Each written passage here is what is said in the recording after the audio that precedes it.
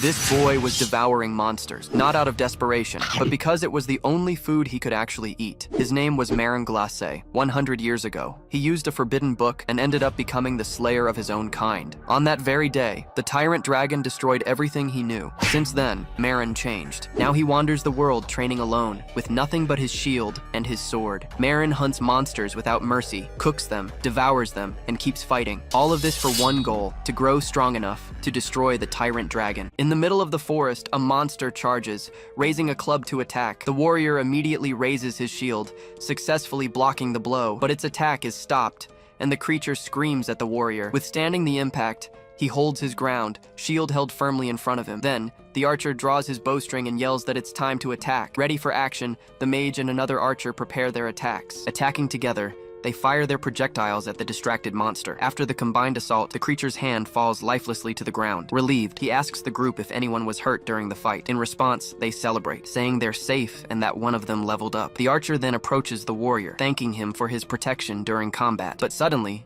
the warrior stands up and grabs the archer's pouch. Drawing a dagger, he warns him not to make him take his items again. After speaking, he simply taps the side of his metal helmet. Next, he begins to cut the hair from the slain orc's hand. Cooking the pieces of meat, he prepares them in a large pan. Once it's ready, he slices the meat into smaller pieces on a cutting board. Then he serves the meal to the group, who watch him cook. His companion asks why he insists on this when other food is available. To finish, he places a small garnish on the plate of pasta, and so, the plate of cream pasta with orc meat is ready. Seeing the food, the girl comments that she'll never get used to this. Lifting the fork to the opening of his helmet, he begins to eat. Sitting beside him, his companion asks if it's actually any good. Offering a forkful, he invites the girl to try some, but she refuses. But he keeps eating, saying it's very good and people just don't know. With the plate in his hand, he savors the meal he just prepared. His companions watch him, and one of them says he's one of a kind. Changing the subject, the archer asks if they've heard about the missing hero. At this, the warrior stops eating, paying attention to the group's conversation. Surprised, the girl asks where the body was found, and he answers. Shocked, the mage comments that the hero was promising and had passed through there. In silence, the warrior continues to hold his plate,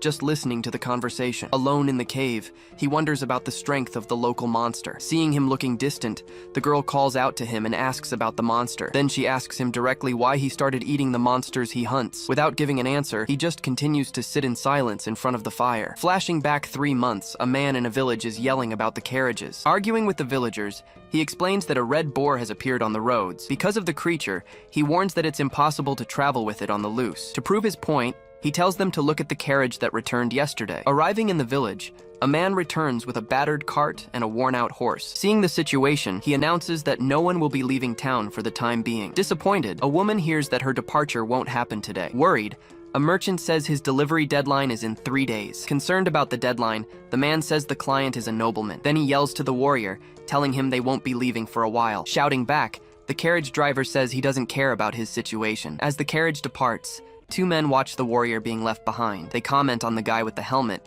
thinking he doesn't look very strong. Noticing his worn-out gear, they think it'll be easier to hire him. Catching his attention, one of the men yells for the helmeted warrior to stop. Hearing his name called, he turns to face the man who shouted. Asking his destination, the man hears he's heading to Adorama to the east. Making a proposal, he offers passage and meals in exchange for protection on the journey. But the warrior questions him, saying he heard the carriages weren't leaving. Explaining the situation, the man says they're both in a hurry and can help each other. Clasping his hands, the man celebrates, saying it was a very wise choice. He then asks him to wait in the carriage while he finds more people for the trip. To get acquainted, the merchant introduces himself as Maham and asks for his name. Lying in the cart, he introduces himself as Marron, or Marron Glacé. Suspicious, the merchant comments that there's something strange about him, maybe a deserter. Unconcerned, the warrior remains lying down, ignoring the 2 men's conversation. Still and silent, he remains motionless inside the wooden cart. Shifting to a memory, a man stares into the darkness with frightened eyes. On the ground, a bloody hand is shown as he wonders why. Looking at the hero's body,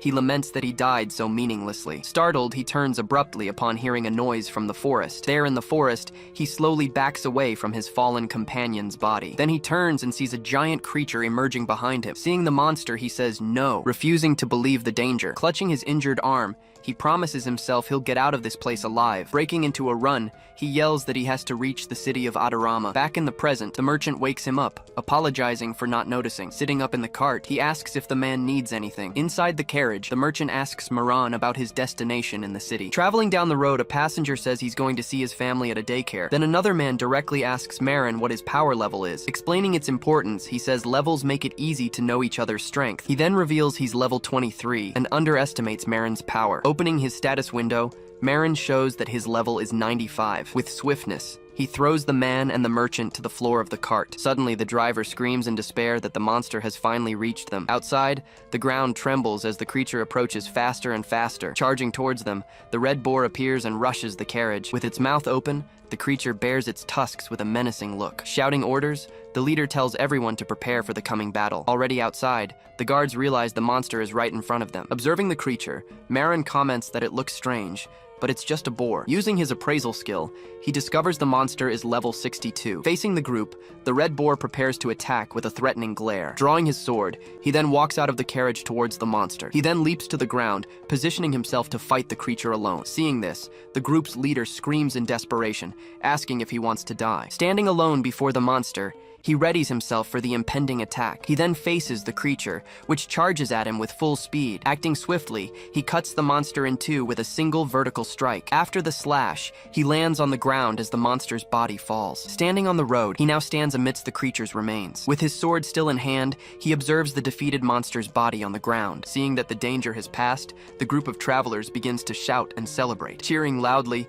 the group celebrates their victory over the slain monster. Looking at his sword, he wonders if it was really him who did that. Impressed by the damage, he hadn't expected his strike to be so powerful. Then the man grabs him, shouting that his sword skill was incredible. Curious, he questions him about his race, asking if he's even human. Around him, the other travelers gather, looking at the warrior with admiration. Laughing loudly, the man claps him on the shoulder and says he must be hungry. Turning around, he calls everyone to eat, while Marin just stares at his hand. As night falls, the group sets up camp and starts preparing a campfire. Talking amongst themselves, two men try to guess who the mysterious masked warrior is. Then one of them suggests asking directly and calls out for Mr. Marin. Looking around, the group realizes he has simply vanished from their camp. Confused, they wonder where he went since he was just there. Startled, the two look to the side and are left speechless by the scene. Dragging the carcass, he returns as the others shout, asking if he's gone mad. Indignant, the archer asks why he brought the carcass near the food. Then she yells, telling him to put that thing back where it was right now. One of the men warns him not to bring monsters into their dining area. Not understanding,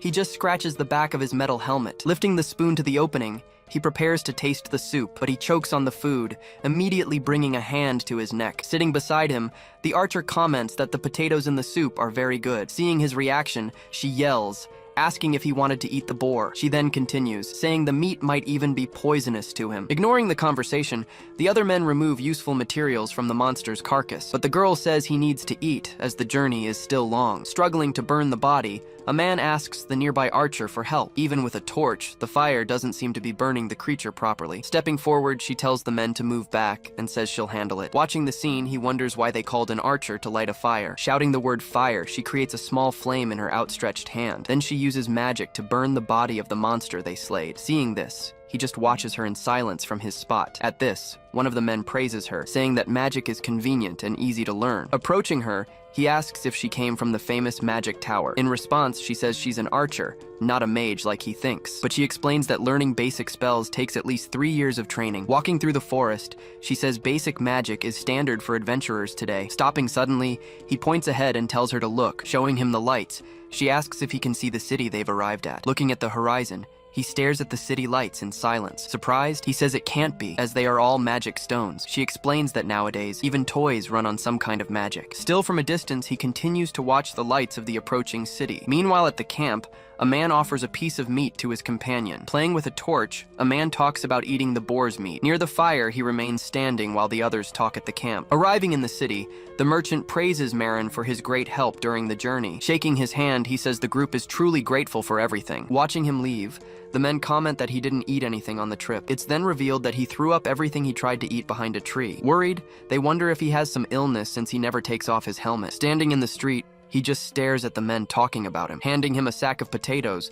the merchant offers a gift as a token of gratitude. He insists, saying it's the least he can do, and bids farewell to the masked warrior. Opening the gift, he finds a sack completely full of potatoes. Looking at the potatoes, he remains silent for a brief moment, then he tosses the sack back at the man and walks away. Walking alone, he remarks that he's finally back in his hometown, but he notices that the city's landscape looks completely unfamiliar to him now. Walking through the city, he recognizes the bakery, which is as busy as ever. He then thinks that just around the next corner, he will finally reach his destination. It was his beloved home, the old daycare center called St. Rias. An old photo shows a nun and 3 children in front of the building, but upon arriving at the location, he finds a completely different toy store. Looking through the display window, he confirms the address, but only sees unfamiliar toys inside. Seeing his confusion, the shop owner approaches and asks what he's looking for. He then says the daycare used to be here, and asks where it went. Not understanding, the man replies that he's never heard of any daycare there. Marin insists that this was the place, but the owner denies any knowledge of it. Just then, an old man calls out to him, asking if he's looking for the St. Rias daycare. Sitting on a bench, the old man says he's heard about the place. Straining his memory, he tries to recall what happened to that place. He then reveals that the building was completely burned down during a major attack. In a flashback, a dragon's eye is shown up close. Attacking the city, the creature spat fire, destroying everything in its path. Standing in the midst of the chaos, he watched as the city was utterly destroyed. In a flashback, a boy tells his sister that the baby has finally woken up. Awake in his crib, the baby just watches what's happening around him. Just then, a nun approaches and asks the boy not to shout like that. Picking up the baby, she carefully lifts him to calm him down. Then she smiles and welcomes him to the Santa Rias daycare. She then tells him that from that day on, he would be part of the family. This became his first and most important memory in this new world. The scene changes, and he's handing over a bag with the month's donation for the daycare. But the sister says he doesn't have to keep doing this for the children. Worried, she asks why he's already leaving again so soon. Trying to calm her, he says the job will be much easier this time. Hearing his explanation, she seems to accept the situation, though still a bit apprehensive. But before he leaves, she stops him and asks him to make a promise. She asks him to come home before nightfall to eat his favorite pie. Nodding, he promises he'll be back safely for dinner. Pointing to a tree, a nun asks if that's where he can find who he's looking for. She then explains that, unfortunately,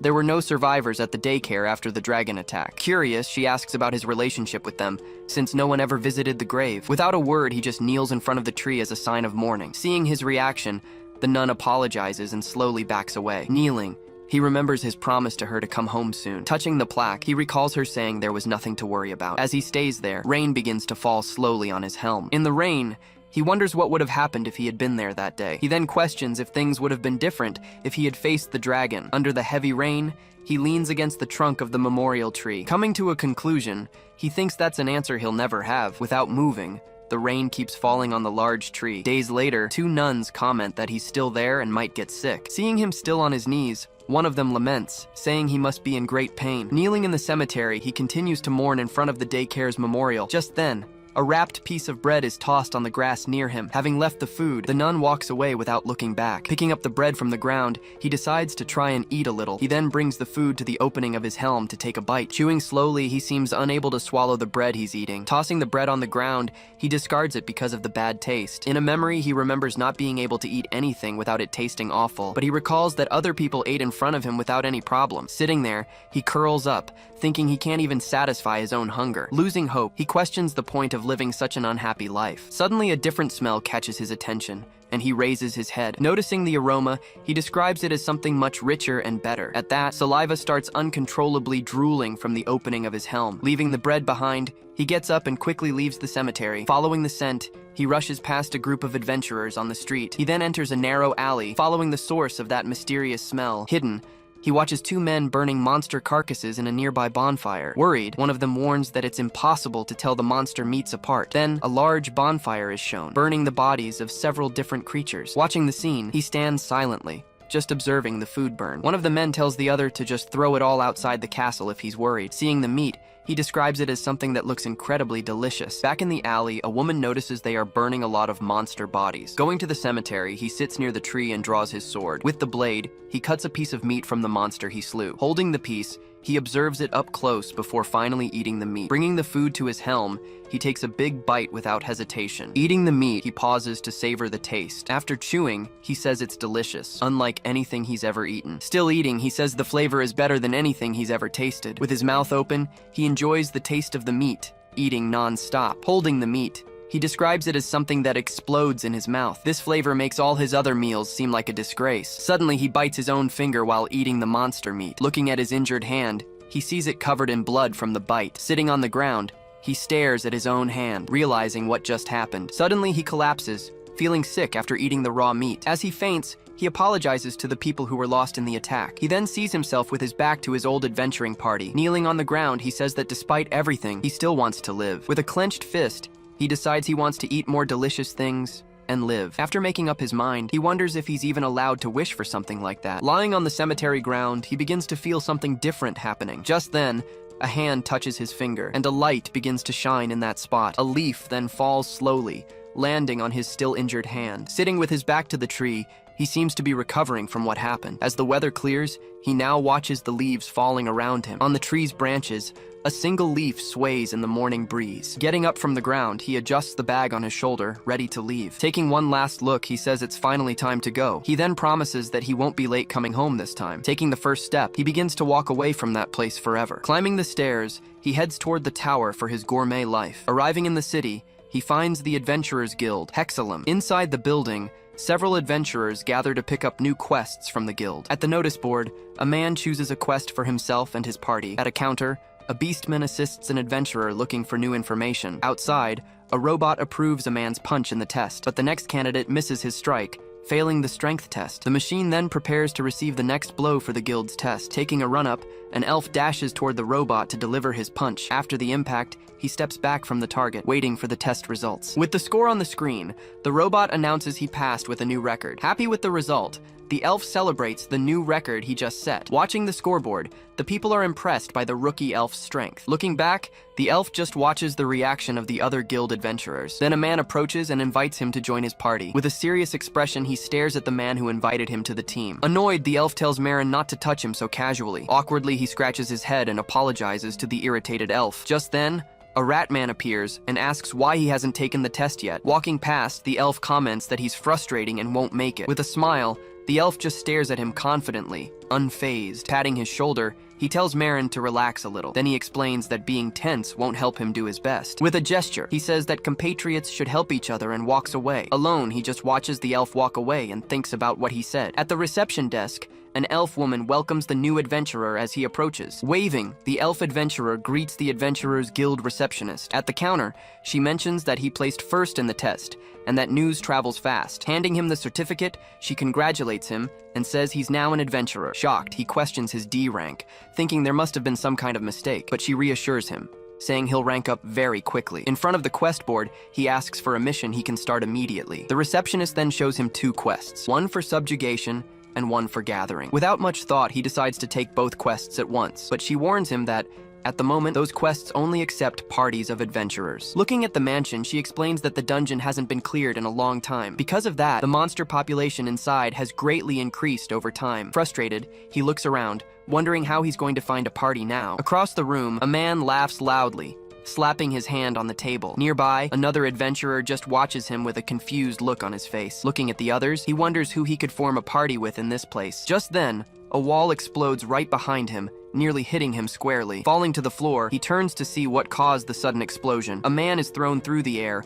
breaking the wall and landing near the elf. After the dust settles, the fallen adventurer asks if anyone got hurt. Helped by the receptionist, he says he's fine and gets up from the floor. As he falls, the golem wonders what happened and how he went through the wall. Seeing who's responsible, the receptionist and the elf are left completely speechless. In the hole in the wall, Marin appears amidst the dust of destruction. Pointing at the robot, he says it stands no chance against him in the test. Bowing deeply, he apologizes profusely for the damage he just caused. But the receptionist says he doesn't need to apologize, since no one was injured. Seeing the damage, a man says he works there and has never seen anything like it. Writing on a scroll, she begins to list all the damage he caused. The list of damages continued, including the interruption of the guild's activities. With the bill ready, she informs him that he owes 2 gold coins. Looking at his pouch, he realizes he doesn't have the money to pay the debt, so he asks what the deadline is to pay what he owes. With a smile, she warns that the guild will come looking for him if he takes too long. She says he's an adventurer and that the quests require parties. Seeing his situation, the elf invites him to join his party party. Winking, the elf says that compatriots should help each other in times like these. Seeing his attitude, Marin wonders what the elf suddenly wants from him. Using his appraisal skill, he discovers the elf's name is Dahlia, and he's level 36. Even with this data, he doesn't understand why the elf is being so friendly. Talking to the receptionist, Dahlia asks if the party formation is okay like this. Confirming the formation, the receptionist says the combination of a warrior and an archer is ideal. He then remembers that they haven't introduced themselves to each other yet. Even with a touch on his shoulder, he remains motionless, not reacting to the situation. As the receptionist smiles, he stays still, sweating from the situation. Shaking hands, he introduces himself as Marron Glacé, asking to be called Marron. With a smile, Dahlia says this is their first quest and they should do their best. Despite wanting to avoid parties, he notes that the elf seems capable of taking care of himself. Shaking their hands again, the receptionist finalizes their party's registration. During the handshake, the elf's palm begins to react strangely. Not understanding, Marin asks what's happening as the elf calls out to him. Shocked by what he felt, the elf asks if he's really human. Looking at the map, he confirms he's arrived at the mission location in the forest. Arriving at the dungeon entrance, he gets ready to start his mission. Suddenly, Dahlia appears and asks what he's doing at the entrance. Annoyed, he complains about having to party up with a vulgar human. Glancing sideways, Marin just observes the elf's attitude towards him. In a flashback, he remembers that elves dislike humans because of their history, but he recalls that the receptionist at the guild didn't treat him the same way. Suddenly, he senses a strange energy coming from inside the dark dungeon. At the mansion's entrance, Dahlia doesn't seem to care about the energy of the place. Looking at a gargoyle, Marin comments that the humidity here is very different from normal. Seeing the bats, he asks if they are the mission's target this time. Using his appraisal skill, he discovers the monsters are level 18 gremlins. Dahlia tells him to get out of her way, saying she doesn't want to be contaminated by him. Surprised, the elf turns around and realizes Marin just completely ignored him. He chases after him, yelling not to be ignored, but Marin simply reminds him of his earlier words. Annoyed, he shouts that it doesn't give Marin the right to be rude. Standing in front of him, Dahlia asks what he means by that. Uncaring, Marin tells him they shouldn't get in each other's way and enters the dungeon. Seeing his attitude, Marin says they don't need any preparation with his level. Shocked, Dahlia wonders if Marin could see his stats so easily. Startled, he questions if Marin might be stronger than him. Pointing a finger, he yells at Marin for looking at his information. As they argue, a gremlin flies up behind the elf. Continuing to shout, he says that stealing information is a lack of basic manners. Furious, he keeps yelling at the human who dared to look at his data. Just then, the monster gets ready to bite the distracted elf's neck. With his sword, Marin cuts down the creature, telling him to keep his voice down. After saving him, Marin asks if that wasn't basic manners. With the monster's blood on his face, the elf just stares at him, speechless. With his sword, he cleans the creature's blood from his weapon's blade. Startled, the elf wipes his cheek, saying he knew something was wrong. Then Marin says they should just finish the mission and tells him not to get in his way anymore. Annoyed, Dahlia glares at his companion, who keeps walking through the dark dungeon. Yelling, he asks who's getting in whose way and tells the human to do his job properly. Dividing the tasks, he says he'll handle the gargoyles and tells Marin to hunt the gremlins. Grabbing a gremlin, Marin crushes the creature's head with his bare hand. After defeating the monster, he throws it on the ground with the others. Looking at the pile of bodies, he says this amount of eyes is enough, but he notices something approaching him from behind in the darkness. Looking back,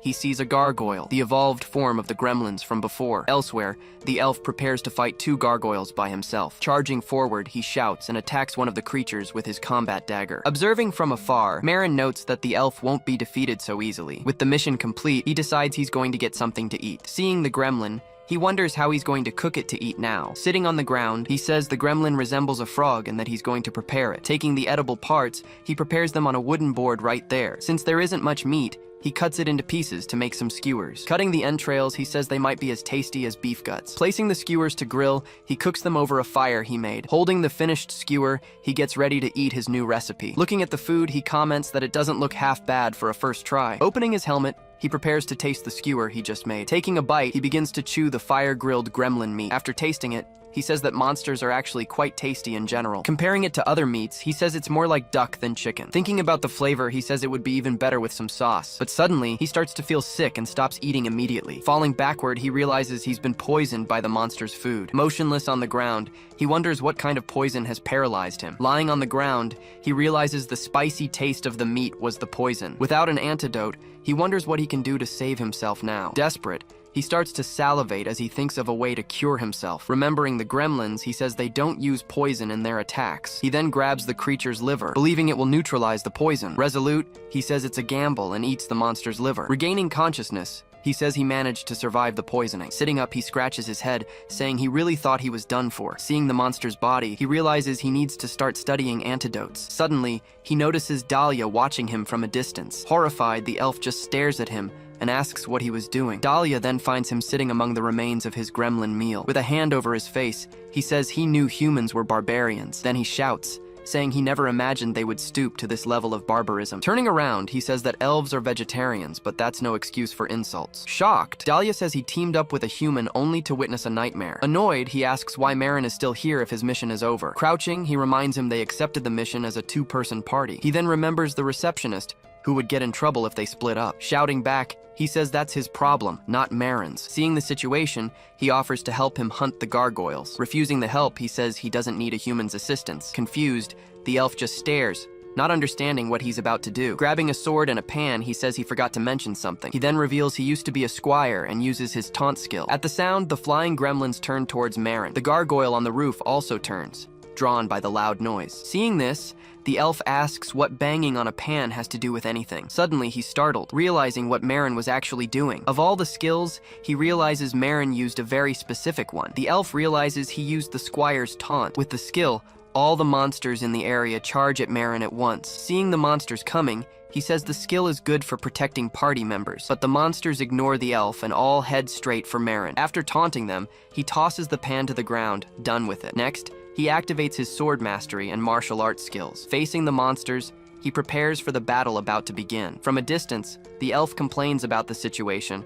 and decides to keep a safe distance. But suddenly, he's shocked by what happens next. Moving quickly, he cuts down all the monsters with a series of precise strikes. Unable to believe his eyes, he says, "This has to be a joke." Marin then stands still, and the elf remarks that he himself barely hunted 5 gargoyles. Impressed by his strength, the elf just stands there, wondering who he is. Leaving the dungeon, the elf tells him to wait, but he questions him. Dahlia then asks if he defeated them all by himself, but Marin dismisses the question. He then turns and starts walking, reminding the elf that he was the one in a hurry. Annoyed, the elf says that's the only reason he helped and tells him to get moving. But suddenly, his ear twitches, picking up a sound from the woods. Stopping his partner, he says he heard strange voices coming from the forest. Seeing his ears twitching, Marin remarks that he's surprised by their hearing. Listening more closely, the elf is shocked by what he realizes. Confused, Marin asks what happened and why he suddenly stopped. Down below, the elf spots a group of slave traders with a cart. 2 men complain that the child got stuck in the cart's wheels. Then one of them grabs the boy and yells at him to get moving. Seeing this, the elf's eyes widen at the man's violence. Kneeling, the boy apologizes and begs the man not to hit him. Angrily, he says this is why he despises humans like them. Drawing his bow,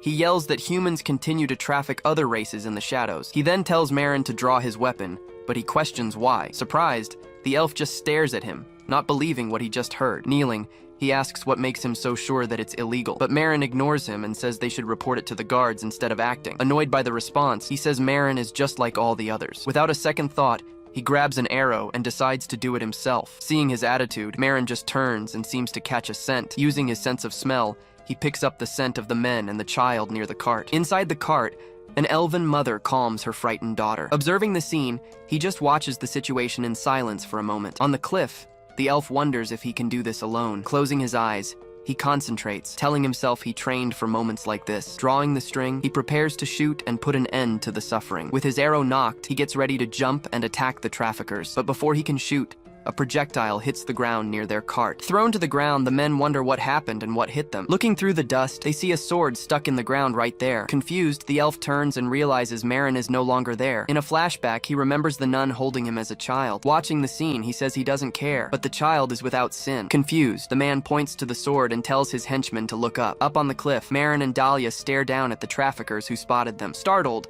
one of the men asks who they are just before they leap from above. Landing on their feet, the two prepare to fight the group of men. Pointing at them, Dahlia shouts that he came for his comrades in the wagon, but the group's leader says they are merchants licensed by House Beshtal. Surprised, the elf asks if they are truly from the house of Marquis Beshtal. Angrily, the man points to the crest on the wagon and demands they apologize. Laughing at the situation, one of the men says that elves are just naive and troublesome. With a fixed gaze, the elf just stares at him, not believing what he heard. Nearby, Marin says the crest on the carriage looks strange and different. Suddenly, the elf draws an arrow and aims it at the group's leader. Shouting, the man points at the elf and tells Marin to stop talking nonsense. Looking at the crest, Marin says the wolf's eyes look normal to him, but he remembers that the bestial ancestor had only one eye. As the truth is revealed, the man stares at him in fear. Realizing it's a fake. Realizing the situation, the two men stand frozen, not knowing what to do. Marin then says that the punishment for impersonating a noble is death. Desperate, the leader screams and orders his men to kill them both anyway. But Marin attacks him, saying that mercenary etiquette changed a long time ago. Dodging the blow, he prepares to counterattack the man in front of him. With one punch, he strikes the mercenary's chin, who glares back in pain. After the hit, the man spits blood, his eyes staring blankly into the void. Thrown far away, the man's body flies through the air and crashes violently to the ground. After he falls, his sword slams into the ground, causing a huge explosion. Lying in the crater, the man screams in pain, unable to get up. Witnessing the scene, one of the men takes an arrow to the eye and falls to the ground. Wounded, the leader clutches his shoulder, glaring at his opponents with hatred and pain. Aiming a spear, the elf asks if he still wants to keep fighting them. As night falls, the Adventurers Guild remains lit and operating as usual. In a tavern, a man thanks Marin for saving them from the traffickers. Bowing, the man thanks him again, but the elf says he was just doing his duty. Shaking hands, the elf says it took a while, but everything has been resolved. He explains that the traffickers were handed over to the city guards. Looking at the child, he assures them the men will be punished as they deserve. Awkwardly, Marin just watches the scene, unsure how to react to the gratitude. Then the mother approaches him and asks if he was the one who saved them. Gratefully, the child says he was very nice for saving them from the bad men. Waving goodbye, the girl says, "See you later," to the uncle in the helmet. As they leave, Marin just watches them in silence for a moment. Turning to him, the elf says he never thought he'd say this to a human. Gratefully, he admits he only managed to save his comrades with Marin's help. But in response, Marin just asks him for money for the help. Surprised, the elf asks if he wants money instead of his gratitude. Pointing at him, Dahlia asks if he only helped for money from the very beginning. Annoyed, he says he was grateful to have been saved by a human. Angrily, he throws a bag of money at him and tells him to get lost. Watching him walk away, Dahlia shouts that he'll never trust humans again. The next day at the guild, several adventurers are preparing for new quests. On the counter, the reward and the gremlin's eyes are laid out. The receptionist congratulates him on successfully completing his first mission. Sitting down, he just says thanks, while she praises his efficiency on the difficult mission. Handing him 2 coins, she pays him for the mission he just completed. Looking at the money, he questions if the reward was supposed to be this small, but the receptionist explains that his debt will be deducted from his rewards. Seeing he has no choice, he says he'll pay it off as quickly as possible. After getting up, he decides to grab another mission and get out of there. At the quest board, he looks for a new mission among the various available requests. Reading the options, he thinks about picking a mission with different food this time. Seeing a dungeon, he dismisses the mission because it only has rock monsters. Looking at the quest, he realizes he's never been to the orc cabin before. With a plate in his hand, he wonders what orc meat tastes like. Suddenly, a voice calls out to him, and he turns to see who it is. Standing in front of him, Mickey asks what he's doing at the guild. Slapping his back, she says she thought he was dead. Startled, she apologizes and introduces the members of her adventuring party. With a smile, a young man introduces himself as Olga, their party leader. Introducing him, she says she met him on the road and that he's strong. She introduces herself as Mickey and says the other one is the group's mage. Seeing the formation, he says that 2 archers and a mage is risky. Explaining the situation, they say they haven't found anyone for the party recently. Extending her hand, the girl makes an offer for Marin to join them. With the group gathered, she invites him to come along on the orc mission. Surprised by the invitation, he just stares at the girl and her group of adventurers. In a forest, the group prepares for their first mission on the outskirts. An orc with a club attacks one of the archers, who dodges the blow. Seeing the attack, the monster glares at the group with a hateful look. After an attack, the orc is stunned by Marin and the archer. With a spell, the orc's head explodes into pieces in front of the group. After the explosion, the orc's hand falls to the ground, signaling its defeat. Celebrating the victory, the archer says they are well synced in the fight. The mage then comments that the hunts have been going great with Marin. Suddenly, the group hears a strange sound and stops celebrating. Then a horde of orcs appears, running towards them through the forest. Seeing the monsters, the archer says they must have heard the screams from the other battle. Scared, the leader shouts for everyone to run away from the monsters. But as she runs, the mage trips and falls to the ground, unable to get up. An orc runs towards her, preparing to strike the fallen mage. Seeing the danger, she screams and closes her eyes, bracing for the monster's attack. Opening her eyes, the mage sees the scene unfolding before her. Her mouth agape, she watches the orc's body get sliced right above her. In disbelief, she watches the entire horde of monsters being defeated by a single person. Sitting on the ground, the mage says she's okay and that the orcs have been defeated. Looking at the bodies, the leader wonders about their new companion's true strength. Amidst the dead, the horde's chief still stands,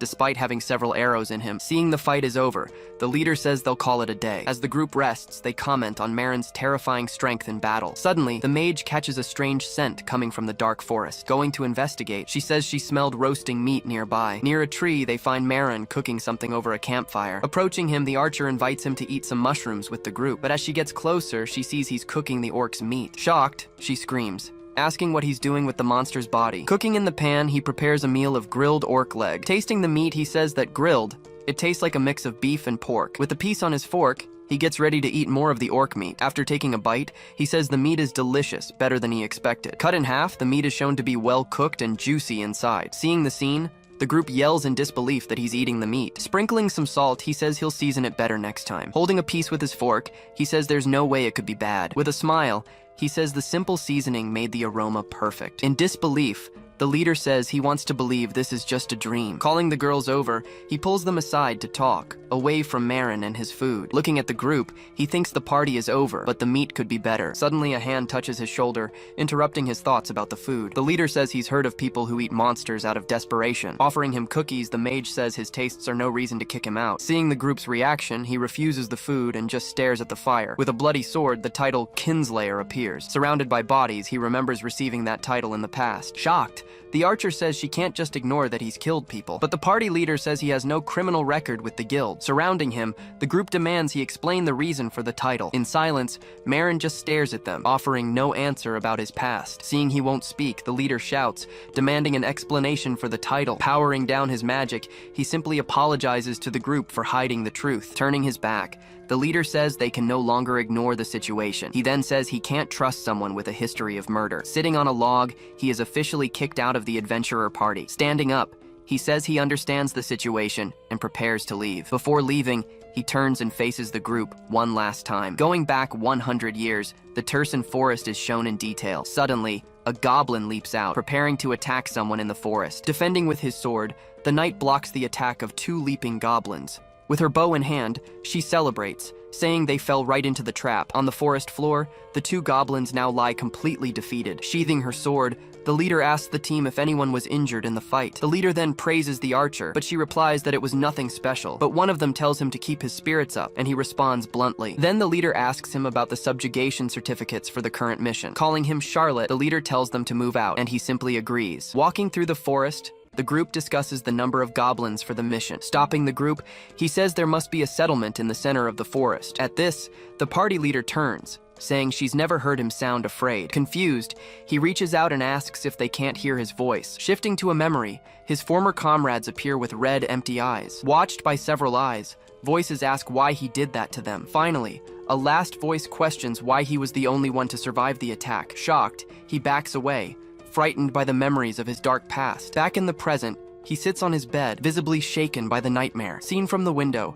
he remains sitting silently in his inn room. In the tavern, several adventurers gather to drink and talk about quests. Sitting at tables, the men watch the hustle and bustle of the place as they talk. Upon seeing him enter, a man recognizes him and tells his friend about the rumors. Seeing him, he says that's the killer who threatens the guild's rookies. Looking at the rumors, he remarks that people like that always exaggerate the stories they hear. At the guild counter, the receptionist says she has something to tell him. Handing him a certificate, she informs him that he's been promoted to C rank. Reading the document, he questions it, as the promotion exam was abolished years ago. Looking at the paper, he wonders if he can accept C rank quests. At the counter, she shows him the available quests for his new rank in the guild. Seeing the options, he's surprised by the variety of quests he can take, but one of them catches his eye, a collection quest in a harpy nest. Seeing the quest, he imagines eating harpy meat, which supposedly tastes like chicken. Suddenly, a voice calls him, and he turns to find the elf, Dahlia. With a smile, the elf approaches and greets him in a friendly manner. Ignoring the greeting, he announces he'll take the harpy quest. Seeing his ears twitch, the elf gets annoyed by his attitude. Just then, a beast woman appears and asks if he's the human Dahlia mentioned. With a smile, The girl introduces herself, wagging her fox ears. Then Dahlia introduces her as the leader of the new party he just joined. Extending her hand, she introduces herself as Imitar and says she's heard about him. Looking at her, he describes her as a beast woman and a martial artist. Using his appraisal skill, he discovers she's a level 59 cleric. Surprised, he wonders if he's seeing things right since her class is cleric. With a smile, she says that, as he can see, she is a cleric. Confused, he wonders what part of her indicates she's a cleric. Explaining the situation, the elf says he was looking for a party without unpleasant humans. Watching the leader, he wonders what suggestion she made for him. With a smile, she says that with his title, he wouldn't be bad. Not understanding, he points at them and says he doesn't know what they're talking about. Making a gesture, she extends her hand and prepares for the invitation. With a smile, she invites him to join her adventuring party. He questions the offer, asking if they really think he would accept a proposal like that. Suddenly, he draws his sword, startling the people around them in the guild. With no other choice, he agrees to stay with the party for now. Celebrating, the girl says it was a good choice and calls him human. With her arm raised, she says they'll test his skills together. Looking at her, one of the girl's eyes glows mysteriously. Pointing at the poster, she says they're going to the dungeon right now. Entering the dungeon, the group prepares to face the harpies in their nest. Flying towards them, 2 harpies scream and charge, ready to attack the group. Pointing at the monsters, the leader tells them to take down any that come their way. Facing a harpy, the warrior says that flying monsters are tricky for him. Suddenly, arrows strike the creature, making him wonder what happened. As the monster falls, he realizes having an archer makes things easier. With his bow in hand, the elf says he won't let a human steal his prey. Then, another harpy charges forward to attack, screaming as it flies towards them. Shouting, the leader orders the human to raise his shield to help her in battle. Using the shield, she launches herself high into the air, towards the harpy. Soaring through the air, she prepares to strike the monster with her kick. With one swift blow, she hits the harpy and sends it crashing into the cave wall. Standing beside her, Marin protects her from the other approaching monsters. With a smile, she praises him for his good teamwork and reaction time. Looking at his allies, he says that having them fight by his side isn't so bad. After the fight, the group gathers amidst the bodies of the harpies. Then Marin notices a small creature emerging from inside one of the bodies. With a smile, the creature introduces itself, holding one of the harpy's feathers. Seeing the creature, the elf says they are living forest dolls. He explains they are mana-powered pet golems, a limited edition. Petting the golem, the elf says they've been around for a while. With the creature on his lap, he explains that they help in combat and with cleaning. Watching the scene, the leader says that Dahlia just likes cute things. Suddenly, Marin approaches, and the elf is startled by his presence. Annoyed, the leader warns that the golem is a golem and cannot be eaten. Sitting on the ground, they celebrate the progress they've made on today's mission. Curious, she asks why he hesitated to introduce the human to the group. Suddenly, she catches a whiff of chicken meat coming from somewhere. Shocked, the leader yells that whoever went off to roast meat is going to get it. In a corner, Marin is cutting up the harpy meat, preparing to cook it. With the pan hot, he seasons and begins to cook the harpy meat. In the pan, he flips the pieces so they don't burn while cooking. Served on a plate, the seared harpy shoulder is ready to be eaten. Looking at the food, he comments that it looks exactly like chicken and gets ready to try it. As he takes the first bite, he's shocked by the taste of the meat. With a smile, he says the texture is like chicken, but it's much more flavorful. Suddenly, the group arrives and yells at him, telling him to stop right now. Offering the food, he asks if they want some, but they refuse. Shocked, they say it's the most horrible thing they've ever seen, but he comments that a harpy's face looks like a fish imitating a human. Watching the scene, the elf says he can't believe he's witnessed this brutality twice. Staring at the plate, they are speechless at the food he prepared. Shocked, the leader says that for a second, she thought it looked delicious. Hiding, she watches him eat the harpy meat he cooked himself. Offering the food, he asks if she wants some, but she refuses. With the fork, he brings the meat closer to the group leader's face. Furious, she yells, saying a human wouldn't dare test her like this. While cooking, he remembers the other dish he was preparing over the fire. Removing the lid, he says he overcooked it, but it's just right. In his hand, he holds the new dish, a cooked harpy leg. Startled, the leader asks if he's eating the legs too, which have almost no meat. Bringing the food to his mouth, he gets ready to taste the new dish. Tasting the food, he says he cooked it slowly and the meat became tender. Holding the leg, he says he finally understands the appeal of that dish. With the food in hand, he says he'll take it home and try it with some sauce. Annoyed, the elf turns away, unable to relax with his behavior. Seeing him eat, he asks what he's eating, but Marin offers him some. Suddenly, he screams that the claws have poison and falls to the ground. Desperate, he tells the leader to use her recovery magic on the idiotic human. At the scream, a harpy appears and the elf says it's her fault. Creating a fireball, the leader says she'll show them her new magic. Then she launches a blast of fire, but misses the target and burns Marin instead. Seeing the scene, the elf says his burnt bow was his precious item. After the attack, the three are left lying on the ground, with the harpy still flying. Furious, the elf grabs her and yells, saying that was his bow, but she offers to buy him a new one, while the elf complains about the situation. Back at the guild, the receptionist confirms receipt of the mission items. Standing at the counter, she asks them to dispose of any meat they might have saved. Leaving the guild, the elf says the day was mentally exhausting for him. With a harpy leg, the leader teases him and he gets startled by her. Seeing that he's taking the legs, she questions him, but he says it's a waste. Confused, he asks what an inventory is, not knowing what she's talking about. Opening the status window, he sees the details of his available inventory. Looking at the items, he says he completely forgot he had an inventory. With the backpack on, he realizes he's been carrying heavy things this whole time. Reflecting, he wonders how long it's been since he forgot something as basic as the inventory. He's pulled from his thoughts when he hears the group leader calling him. She then asks what he thought, and he replies that it wasn't bad at all. Extending her hand, she invites him to officially join the adventuring party. Holding out her hand, she says they're now officially a party. Marin notes that they're skilled and it's better to have allies. Full of excitement, Imitar shouts that she'll join the party then. She then says she's happy and will register them all officially. Dahlia comments that a lot has happened, but they'll get along now. Then Dahlia tells him he's counting on him. In a brief memory, he remembers his former ally saying the same thing to him. Snapping out of his daydream, Marin replies that the feeling is mutual. Later, Imitar returns, apologizing for the delay in the party's official registration. Showing the document, she prepares to announce the name she chose. She then reveals that the party's name is now Chaos, shocking everyone. Outraged, Dahlia yells,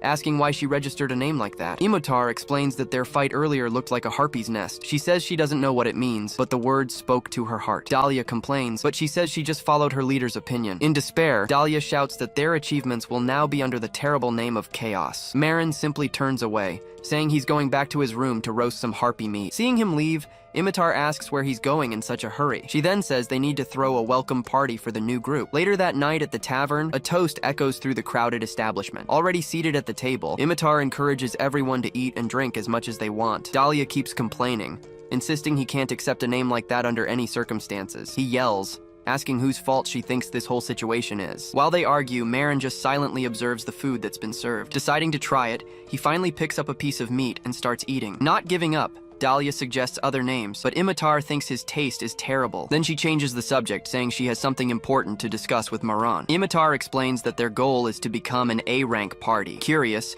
Maran asks why, and Dahlia replies that everyone has their reasons. It's shown that adventurers rank up through exams and achievements. The highest rank achievable through exams is B. To reach A rank, one must have accomplishments significant enough to justify the promotion. Being an almost unattainable achievement, it's a feat recognized by the entire guild. Back at the tavern, Imitar starts to explain why she wants to rank up. She reveals that her younger siblings are still slaves captured by humans. In a memory, she recalls a human promising their freedom in 3 years. Continuing, she explains her family became slaves after the so-called revolution. Hearing this word, Marin shows he doesn't know what it means. Surprised, Dahlia and Imitar ask how he, a human, doesn't know about the revolution. Dahlia then decides to explain that humans have been kidnapping other races for centuries. In a flashback, he recounts that they captured elves for their beauty and dwarves for their skills. He also reveals that his own family was among those captured before. The humans, according to him, would trade the captured siblings so they couldn't escape. Those who dared to attempt an escape met terrible and violent fates. So, eventually,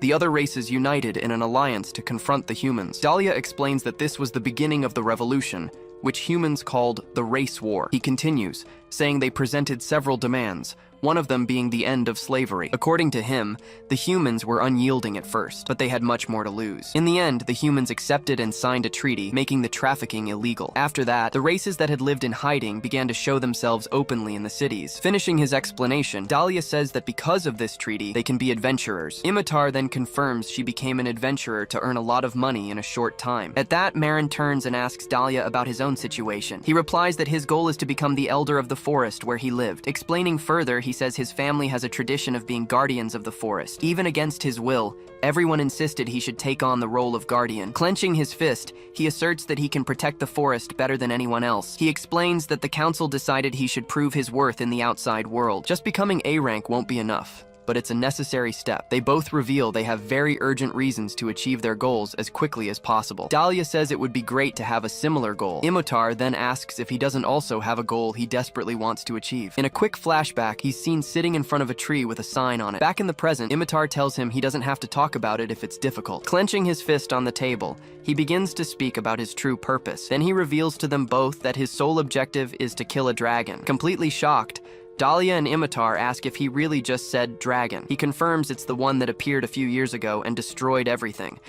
Pointing to the picture, he says that's the dragon he wants to kill. Seeing their silence, Marin just stays seated, waiting for a reaction. Dahlia then says he thought Marin had no ambition, but it's even greater than theirs. Agreeing, Imotar proposes a toast for them to all do their best together. The scene changes as day breaks in the city where the group is staying. In his room, Marin decides he's going to cook the harpy meat. He realizes that after paying for the inn, he's run out of money. Reaching out his hand, he prepares to use his special inventory skill. From within his inventory, he starts to pull out the item he needs. He takes out the harpy meat, perfectly preserved by the magical storage. Pleased with his discovery, he sits in front of the fireplace to cook. Starting the prep, he cracks a few eggs into a bowl to make the batter. Soon after, he places the breaded meat in a pan with hot oil to fry. He comments that he never gets tired of hearing the sound of frying. Flipping the meat to keep it from burning, he fries it until it's golden brown. After draining the oil, he places the meat on a plate, finishing the meal. Picking up a fork, he skewers one of the pieces of meat he prepared. He looks at the food, saying it looks pretty good for a first time. To taste the food,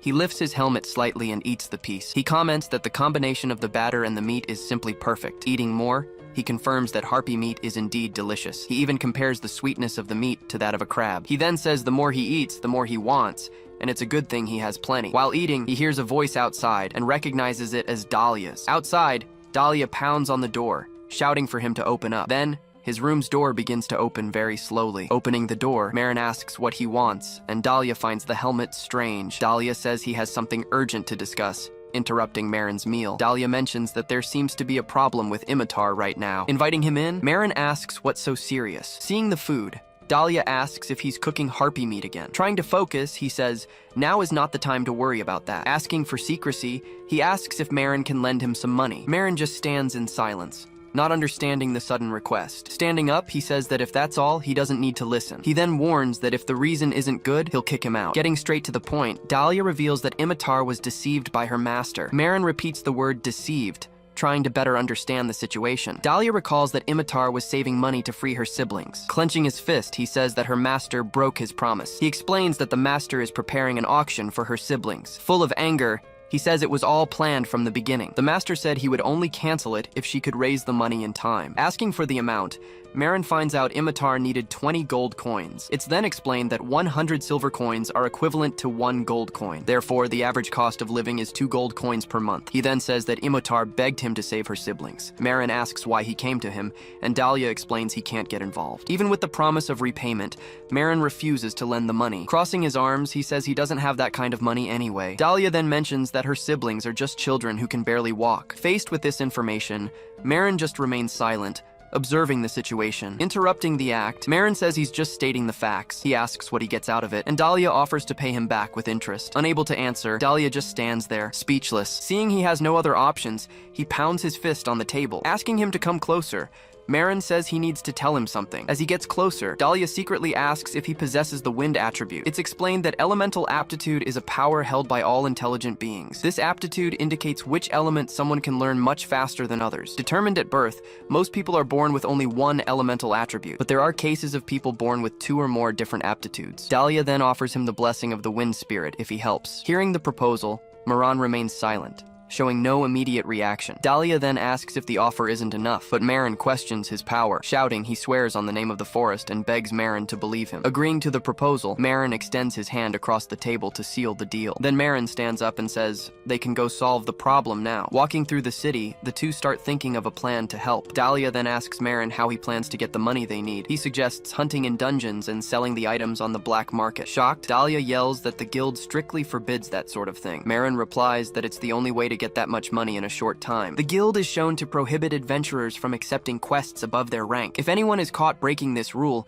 the penalties are quite severe. He explains that even illegally, it would take too long to reach the dungeons. Just the round trip to the location would take about 4 days. Turning the question back on him, Marin asks what Dahlia's original plan was. He says he was going to use the money he saved from his last few adventures. Then he asks if Marin doesn't have any savings stashed away. Dahlia suggests he sells something he owns to get the money. Opening his inventory, he looks for any item that might be valuable. Looking at his earrings, he realizes they are his only option right now. Agreeing to meet later, they split up to gather the money. As night falls, the city takes on a more orange hue. Arriving at a secluded spot, Marin enters a very suspicious-looking shop. Inside, he hides behind some boxes before moving forward. Approaching the counter, the shopkeeper asks what he wants. Marin says he has an item he'd very much like to sell. He then places the earrings on the table for the man to inspect. Picking one up, the shopkeeper asks why he would sell something like this. Suddenly, his eyes widen as he recognizes the item he's holding. He shouts that those are the fragments of Pleiades, a rare item. Marin replies that it was a gift from a former traveling companion. Cutting to the mansion, Imitar is on her knees before her master. He mockingly asks if she has finally managed to calm down. He then says her brain is useless after so much effort. He reveals that giving her 3 years was just a whim of his. Filled with rage,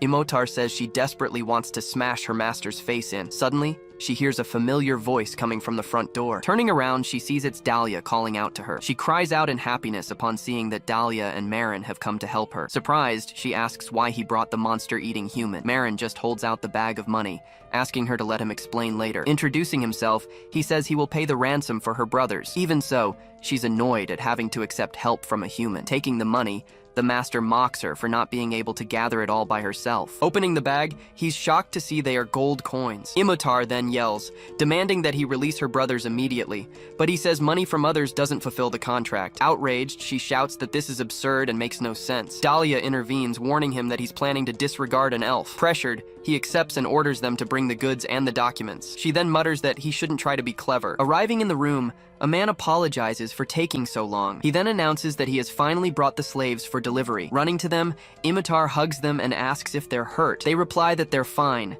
and she apologizes for the delay. Finally reunited with them, she tightly hugs one of her brothers. Seeing this, Marin just clenches his fist tightly at his side. Showing the documents, the master informs them that their identification is there. With everything settled, they prepare to finally leave the place. But Imotar asks how that truly resolves the matter. Using her magic, she burns the slavery documents in front of him. The master then informs her that she is still his slave either way. As she tries to charge forward, Marin stops her, telling her to stand down. He then reveals another bag, announcing that he will buy her freedom too. Faced with the offer, everyone in the room stands still and silent. Yelling, she says she doesn't need his help and will take care of it herself. Ignoring her, he asks how much it will cost to buy Imitar's freedom. Marin then turns and apologizes for ignoring what she said, but the master explains that Imitar has already been listed for today's auction. For that reason, he says he'll have to refuse the proposed deal. The assistant suggests they simply buy her at the upcoming auction. Shocked, Imitar asks what he means about the auction. Dahlia yells at him to stop lying and making excuses. Laughing, the master says buying and selling slaves is his right. Furious,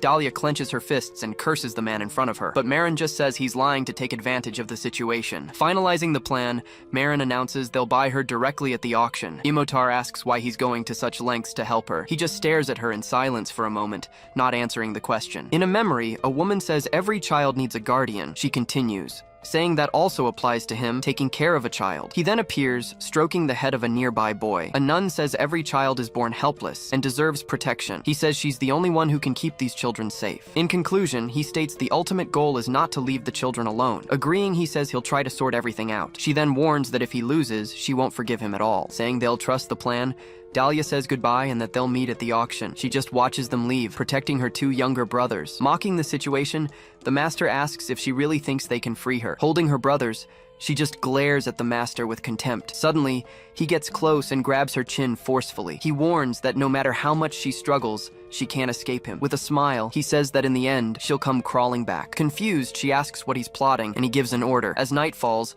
the auction begins in a large mansion crowded with people. On stage, the auctioneer announces a criminal slave as the next lot. He then informs everyone that the starting bid is 4 gold coins. In the audience, Dahlia comments that the average price is 8 gold coins. With this information, the two just watch the auction continue in silence. He announces that the next lot is of a completely different race. Then the auctioneer announces the next slave is Imitar of the Beastman. On stage, she just glares at the floor, her eyes filled with pure rage. She realizes her master pulled a dirty trick to earn more. The master watches, satisfied, saying she's more interesting than a human. Looking at the audience, he comments that her turn has finally come. In the box seats, Dahlia notes that the others have already spent all their money. With a smile, the master says he won't let them win. A man in the audience raises his paddle, preparing to bid. The auctioneer then announces the starting bid of 6 gold coins. Without hesitation, the man raises his paddle and makes the first offer of the night. Dahlia realizes they started first, which could disrupt their plan. Suddenly, a bid of 20 gold coins shocks everyone in the audience. The auctioneer shouts excitedly,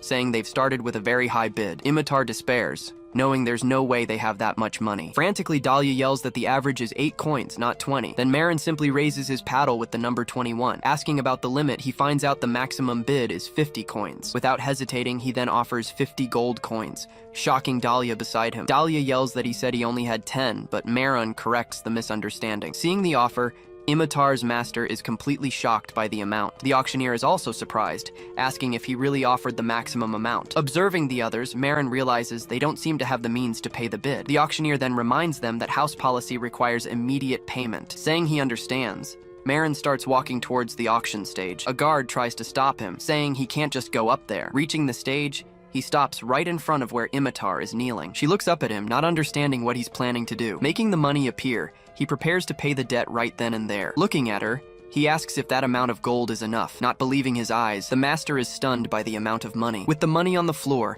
the auctioneer announces she has been officially sold. Still in shock, Imitar hears the final confirmation of her sale. Returning to the inn, night finally falls for the reunited group. Her brothers then run to her, shouting happily as they're reunited with their sister. Hugging them both tightly, she says they are finally free. Dahlia then asks why he didn't say he had so much money saved up. Seeing Imitar happy, Dahlia comments that what's important is that everything worked out. Then Marin excuses himself, turning and preparing to leave. Stopping in front of him, she thanks him for saving her and her brothers. Behind her, the 2 brothers look at Marin with great curiosity. Smelling meat, they approach, and Marin invites them to eat. Later, Imitar asks Dahlia how they can repay Marin's favor. Suggesting they continue working together, Dahlia gets her agreement to do her best. Then she mentions smelling fat, which confuses Dahlia. Realizing what's happening, Dahlia desperately yells for him to stop immediately. Desperate, Dahlia screams at Maron not to do it as he prepares to eat. Holding a tray, he turns around and asks what the problem is there. At that moment, the 2 brothers celebrate, saying that it's the best food ever. Looking closely at the dish, they say that beastmen have stomachs of steel. Hearing that, Imitar reflects on how the brothers eat anything they find. Pointing at it, she asks what kind of fried food that is, and he replies that it's harpy meat. Seeing the brothers eating, she shouts, asking what he's doing to them. With a fork in her hand, she tells the brothers to spit it out, saying it's disgusting, but they beg for more, while she says there's no way she'll allow it. Seeing how persistent they are, she freezes, not knowing what to do. She then stares at the piece of meat on the fork, thinking of a quick solution. Determined, she decides to eat it to fake fainting and scare the kids with it. Feeling extremely disgusted, she prepares for the sacrifice, saying it's for the brothers. She brings the food to her mouth, ready to force herself to eat the piece. The moment she bites it, her eyes widen completely, showing a surprised expression. Noticing her strange reaction, Dahlia approaches and asks what happened. Worried, Dahlia asks if she was poisoned like Marin, leaving Imitar confused by that. With a smile, she asks why the food is so delicious, and the brothers ask for more. Saying she has never eaten anything so tasty, she wonders if it really is harpy meat. At that moment, Marin approaches and asks if it wasn't very good, leaving her completely embarrassed. Embarrassed, she shouts that it wasn't good at all, and warns that he'll pay for that humiliation. Suddenly, Marin says the scene reminds him of something, and Dahlia asks what it was. Then Dahlia demands 90% of his earnings until the debt is fully paid. Furious, Dahlia shouts, but Marin replies that if that's enough, he can die. With the matter settled, Dahlia asks for the reward that the warrior had promised earlier. In a forest at night, Dahlia asks if they really needed to go there at that hour. Walking through the woods, he explains that the spirits don't like that place, and questions how the blessing will work. Marin says that he seems not to know, asking him to take off his gloves for the contact. Holding Dahlia's hand, he begins explaining how the forest elves are conceived. He explains that elves are born with the blessing of the spirits, which defines their natural aptitude. This spirit becomes a guardian and can grant a spiritual blessing to another person. He explains that the blessing can only be used once in a lifetime. At that moment, Dahlia says that Maran is his savior, since he saved his people twice. Closing his eyes, he summons his spirit, asking it to answer his call. Suddenly, a gust of wind surrounds Maran, who is surprised by that force. Looking at his own hand, he wonders if that is really spiritual power. Dahlia then explains that his people suffered and the mortality rate among them increased. He reveals that the cause of the elves' deaths was always the same as before. Because they had very good memories, They suffered from trauma and returned to the tree. Saying he despises those who cause that pain, he offers the power for Maren to finally use it. With great effort, he begins transferring the energy accumulated in his 2 hands. Then he releases all the power, casting the blessing toward the masked warrior. Receiving the energy, Maren absorbs it completely without moving an inch from where he stands. Seeing the confirmation, he wonders if the wind attribute was really added. Maren says he doesn't understand that hatred, and Dahlia calls humans greedy creatures. Dahlia warns that the blessing does not mean he supports humans in any way. The next day, the story continues at the Hexalem Guild in the city. Seeing Maren arrive, Imitar greets him excitedly, calling out to him there. Celebrating, Dahlia says they finally found a babysitter to take care of her brothers. Very excited, Imitar celebrates her first day as a finally free citizen. Showing a scroll, she announces that she picked a great mission for all of them. When he reads it, Dahlia is shocked, questioning the choice of a hunt in that swamp. Reading the monster's description, Maren wonders if it will taste good to eat. Desperate, Dahlia asks if he plans to eat mud, but she says they're already going. Outside, he asks about other monsters, and she says she'll explain on the way. As they walk, she comments that she needs to find a new place for her family to live. When they get close, they are shocked to see a luxurious carriage and ask what it is. Startled, Dahlia questions if the carriage isn't too expensive, but she denies having ordered it. Suddenly, skeletal guards surround the group, and Maren asks what's going on. From inside the carriage, a voice says that he finally found them there without delay. Recognizing that voice, Imitar becomes terrified and wonders who it could be. Frightened, she shouts that the voice belongs to her wretched former master who appears there. Maren then asks what he wants, reminding him that the agreement between them was already made. With a smile, the man says he missed her after selling her to the warrior.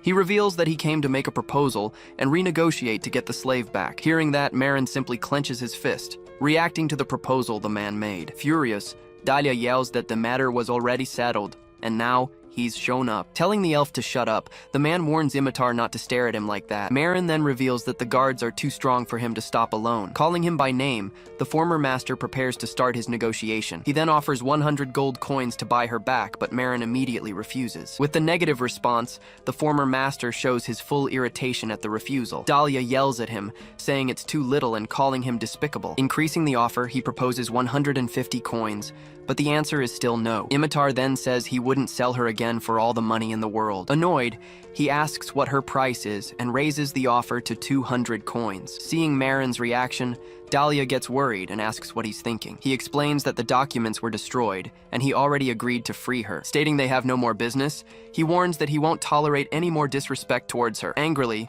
the man calls them pathetic for their friendship. Thinking money would solve it, he smirks, implying he'll use other methods now. Dahlia then asks why they would pass up the fun of finishing off that beast. Threatening to take her by force, the former master lunges forward to capture her, but Imitar lands a solid punch on him, saying that now she's pissed off. Furious, she screams that she is no longer his slave in any way. A guard advances towards her, saying a former slave can't do that. Suddenly, Maren stops him, warning him not to draw his sword like that. With impressive strength, he throws the guard to the ground, shattering the floor with the impact. Seeing this, Olga readies his bow, shouting that he's looking for a fight. He shoots the arrow, but Maran catches it in midair without any difficulty. Breaking the arrow with his hand, he creates a large crack in the ground before him. The shockwave throws Olga far back, snapping his bow in half. Flying backward, he hits the ground, spitting blood, completely stunned by the blow. Shocked, the former master says it's impossible for warriors of that level to fall so quickly. Maren approaches, revealing his level is around 95. At that, Imitar pulls the former master's ear, saying they aren't finished yet. Next,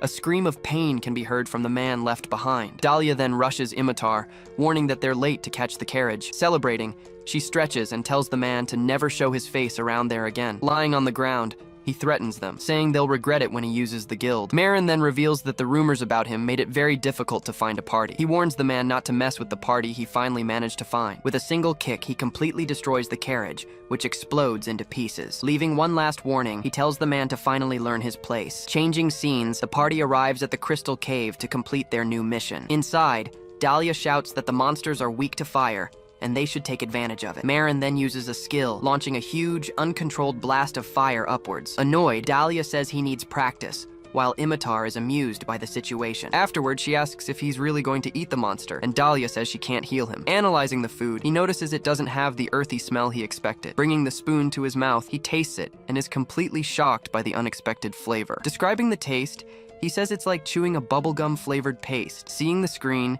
he decides he'll finish eating the harpy fried chicken. At this, Imitar thanks him for saving her family, promising to handle the finances. Marin tells her not to worry, but she is stunned by the fortune that was spent. Curious, she asks how he got the money, and Dahlia is shocked by the question. With a gesture, Marin denies getting the money through illegal means. He then reveals he sold a comrade's memento, leaving Imitar completely surprised. She questions why he would sell something so important, worried he'll never get it back. With a determined look, she hears him say that he's fine with his decision. He then explains she can repay him simply by continuing to adventure by his side. Dahlia asks if that's enough, and she agrees, calling Marin her leader. She stands up, saying she'll stop complaining and do her best. Changing the subject, she asks about the blessing, but he says it's not much different. Then she gets closer and asks why he always wears that bucket on his face. Replying that it's for personal reasons, he questions her as she tries to peek under his helm. Curious, she says that if it's just a scar, that's an adventurer's honor. At this, Dahlia says he hides his identity too much, suggesting he open up a little. Without answering, Marin just stays quiet, staring at the floor for a brief moment. Suddenly, a crystal tail appears and rushes towards him at high speed. Hit directly in the head, the blow shatters the crystals on impact. Seeing the attack, his companions are completely paralyzed, unable to believe what just happened. Then, the monster reveals itself, a giant lizard with a huge crystal tail. Reacting quickly, he hits the creature right in the eye, making the monster recoil in pain. Without wasting time, Imitar leaps onto the beast and attacks it, screaming for it to die. After the battle, she turns and worriedly asks if Marin is feeling all right. Getting closer, Dahlia notices and yells that there are crystal fragments in his eye. Touching his face, blood starts to drip from the slit of his helm. To his astonishment, saying it was just a scratch, he claims his eye wasn't pierced. Insisting, she tells him to take off his helmet so she can treat the wound. He then warns that if his eye is injured, they need to go to the temple now. In a flashback, two terrified soldiers scream for help upon seeing a monster. Running from the scene, a warrior tells them to flee from the creature as fast as possible. Back in the present, he sharply pulls away, shouting for them not to touch him. Surprised, they watch him, and Dahlia asks if he hates showing his face that much. Confirming that he does, he brings his hands to his helmet, completely covering his face. Desperate, he keeps covering himself, begging them not to look and to stop. Trying to calm him, Dahlia explains that they need to examine the injury to treat it. He assures them he's fine, saying he can see perfectly, as it was just a simple scratch. At this, Dahlia recalls that at his level, an attack like that would be far from fatal. Stating he's fine, he tells them to get back to the hunt and forget what happened. With little choice, the two just exchange a look, a bit suspicious of the situation. Giving up, she asks him to let her know if it gets worse and apologizes for trying to force him. Apologizing as well, he regrets shouting at his companions like that. After the mission, the subjugation of Mad Dorth is announced as complete at the guild. Back at the counter, the clerk asks if anything happened, and Imitar nervously denies it. Still worried, she asks if he's sure he doesn't want to go to the temple. Dahlia then suggests they call it a day, but warns that they need to keep an eye out. Suddenly, an adventurer runs into the guild, shouting that they have an emergency. Lying collapsed on the floor,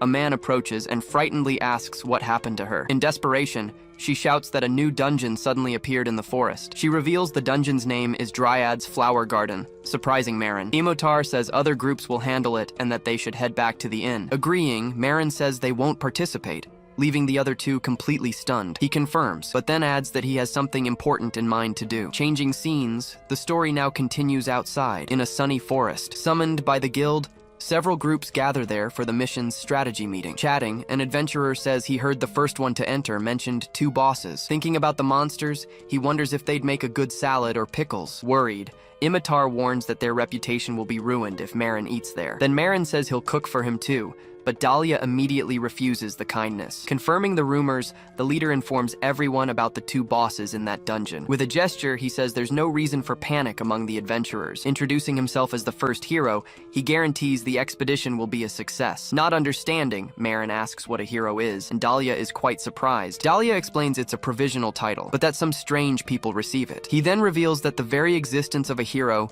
means something very specific. It signals that the Demon King is about to be resurrected in the world soon. A woman explains that's why nations and guilds give special treatment to heroes. Appearing before him, a screen displays all the stats of the hero present there. One of the adventurers comments that he has many titles for clearing dungeons for the first time. Dahlia then says he's seen a hero before, and that there were 5, but one died. He finishes by saying another was eliminated, and now only 3 of them remain. In silence, He just observes the movement of everyone around him. Suddenly, a swarm of flying monsters appears, with someone shouting that they're back. Shouting to hold their positions, the leader readies himself while Dahlia aims his bow. With his arrow, he hits one of the monsters squarely, which reacts to the blow. At that, Imitar charges forward and lands a powerful punch, sending the monster flying. Without wasting time, Marin also attacks, slashing one of the creatures with his sword. Watching the fight, other adventurers comment that they're not bad at all for a group. Hearing the comment, Imitar's ear twitches, showing that she heard it. All excited, she says their name is becoming famous, but Dahlia scolds her. Looking at the map, the plan is for their group to distract the smaller monsters. At that moment, the first dungeon boss appears, revealed to be a giant dryad. As they fight, one of the adventurers complains that the others are getting in the way up front. Asking them to keep it busy, the hero prepares to fight the monster. He charges with his sword, delivering a powerful blow against the dungeon boss. With a confident look, he wonders if he should just end the fight right there. Letting out a furious roar, the monster reacts to the hero's attack. With a flurry of sword strikes, he attacks the creature, giving it no chance to react. Impressed, they comment on the hero's incredible strength, having taken down the boss alone. With a victorious smile on his face, he observes the result of his powerful attack. With the first boss defeated, now only the second one remains to complete the dungeon. Confused by the noise, one of them says it'll all be over when the hero arrives. Suddenly, the ground begins to shake and crack right under their feet. Then, the second dungeon boss finally appears, letting out a deafening scream. With no time to react, they are grabbed by roots that suddenly shoot out from the ground. Seeing that reaction,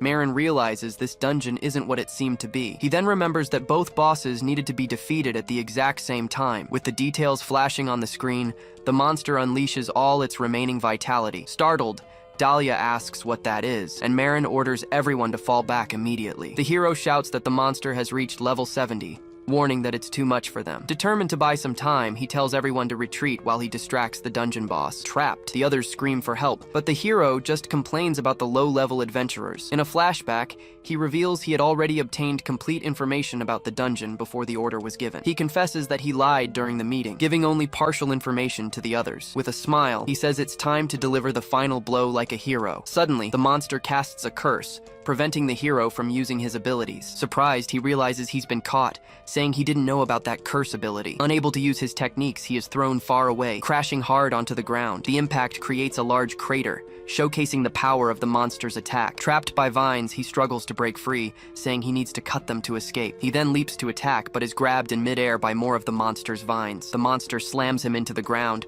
causing him to hit his head. Screaming in pain, the hero is thrown back, unable to counter the attack. Witnessing the scene, an adventurer shouts for everyone to retreat, saying the strategy has failed. Realizing the situation, Marin understands that casualties could be enormous if this continues. So he moves forward alone, walking towards the monster to finally face it head-on. With his sword in hand, he wonders just how much he needs to hold back in this moment. Charging forward, he runs at high speed towards the giant monster. With a single motion, he strikes the creature with a precise and devastating blow. Cut in two, the monster is completely defeated by that single sword strike. Right after the strike, a huge cloud of dust rises, covering the entire area. When the dust settles, he remains standing, with the two defeated monsters around him. In disbelief, the adventurer realizes he defeated the boss with a single hit. Looking at the surrounding area, he seems to be assessing the destruction he just caused. He then says to himself that he didn't mean to do something so over the top. Just then, a mysterious notification appears floating right in front of him, catching his attention. As he receives the title, he sees his companions running worriedly towards him. Praising him, Imitar says he was incredible, while Dahlia asks if he's showing off. Turning his head, he just replies awkwardly that it wasn't his intention. Other adventurers approach, thanking him for saving them from great danger. One of them thanks them for taking care of the wasps, saying his strength is incredible. Whispering to each other, they wonder if he's the monster devourer from the rumors. Seeing their reaction, Imitar and Dahlia stare down the adventurers with unfriendly looks. Furious,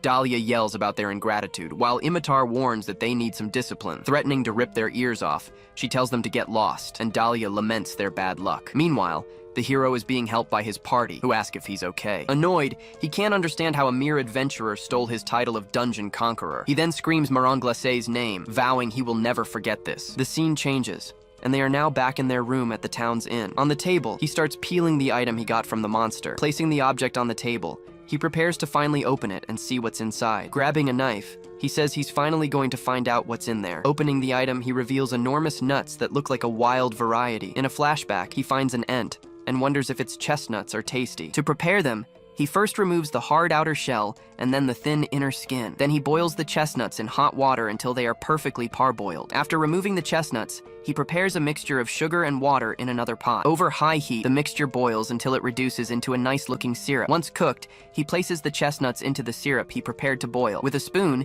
he coats all the chestnuts evenly with the syrup. Seeing that they look good, he covers the pot to finish cooking. The process is repeated 3 times, letting them cool completely in the pot each time. Finally, the dish called ent marron glacé is ready to be served. Satisfied with the glossy coating, he now gets ready to taste the monster's food. He then brings a chestnut to his mouth to taste the result of his recipe. Instantly, he's shocked by the flavor, wondering what it is. Having absorbed the syrup, the chestnut has become soft, with a sweet and very pleasant flavor. The intense flavor, he says, is as thrilling as a chocolate trifle. Then he decides he can't eat something this good all by himself. Woken up by the noise, Dahlia asks if he's cooking monsters again. He offers the chestnuts, but Dahlia refuses, saying not vegetarian food again. From her room, Imotar says she doesn't like sweets and that the brothers are sleeping. Seeing the refusal, he asks if Dahlia really won't eat the candy. Unable to resist, he decides to eat it, saying it's only because he feels bad for him. He then brings the chestnut to his mouth, taking a big bite to try it. The moment he tastes it, his eyes go wide, completely shocked by the flavor. Impressed, he says that it's the fruit of a monster, sweet and soft. Marin asks if it's good,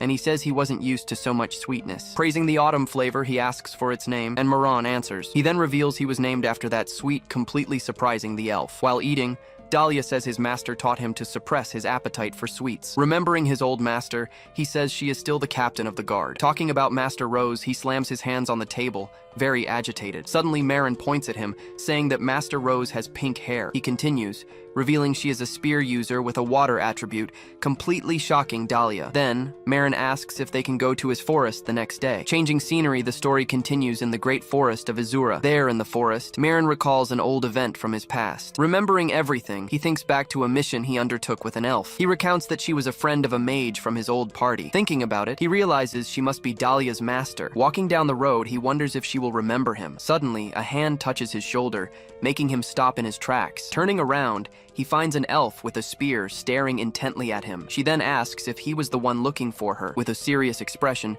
she demands the human state his name at once. He starts to say his name, but stops and shakes his head. Instead, he reveals his old name, Charlotte. Hearing the name, Master Rose gives a slight, surprised smile. After a moment, she starts to laugh, saying it's been a long time since she heard that. She then asks if he's okay and how long it's been since they last saw each other. Approaching him, she begins to say how happy she is to see him well. But suddenly, she points the spear at his neck and tells him to spit it out. With the spear held steady, she asks who he is and why he's trying to trick her. Faced with the accusation, he explains that this Charlotte lived 100 years ago and is already dead. So she decides to test him, asking him to say what she used to call him in the past. He falls silent for a moment, thinking of the right answer to her question. In a flashback, the mage asks if he really has no intention of joining their party. He insists on the invitation, saying a defender like him was very hard to find. Without even looking back, Marin replies that he wasn't interested in the party's offer. As he turns to leave, the mage asks him to wait a moment. Just then, a young Rose appears, trying to convince him to stay and meet other races. Seizing the chance, the mage says he wanted to meet non-humans,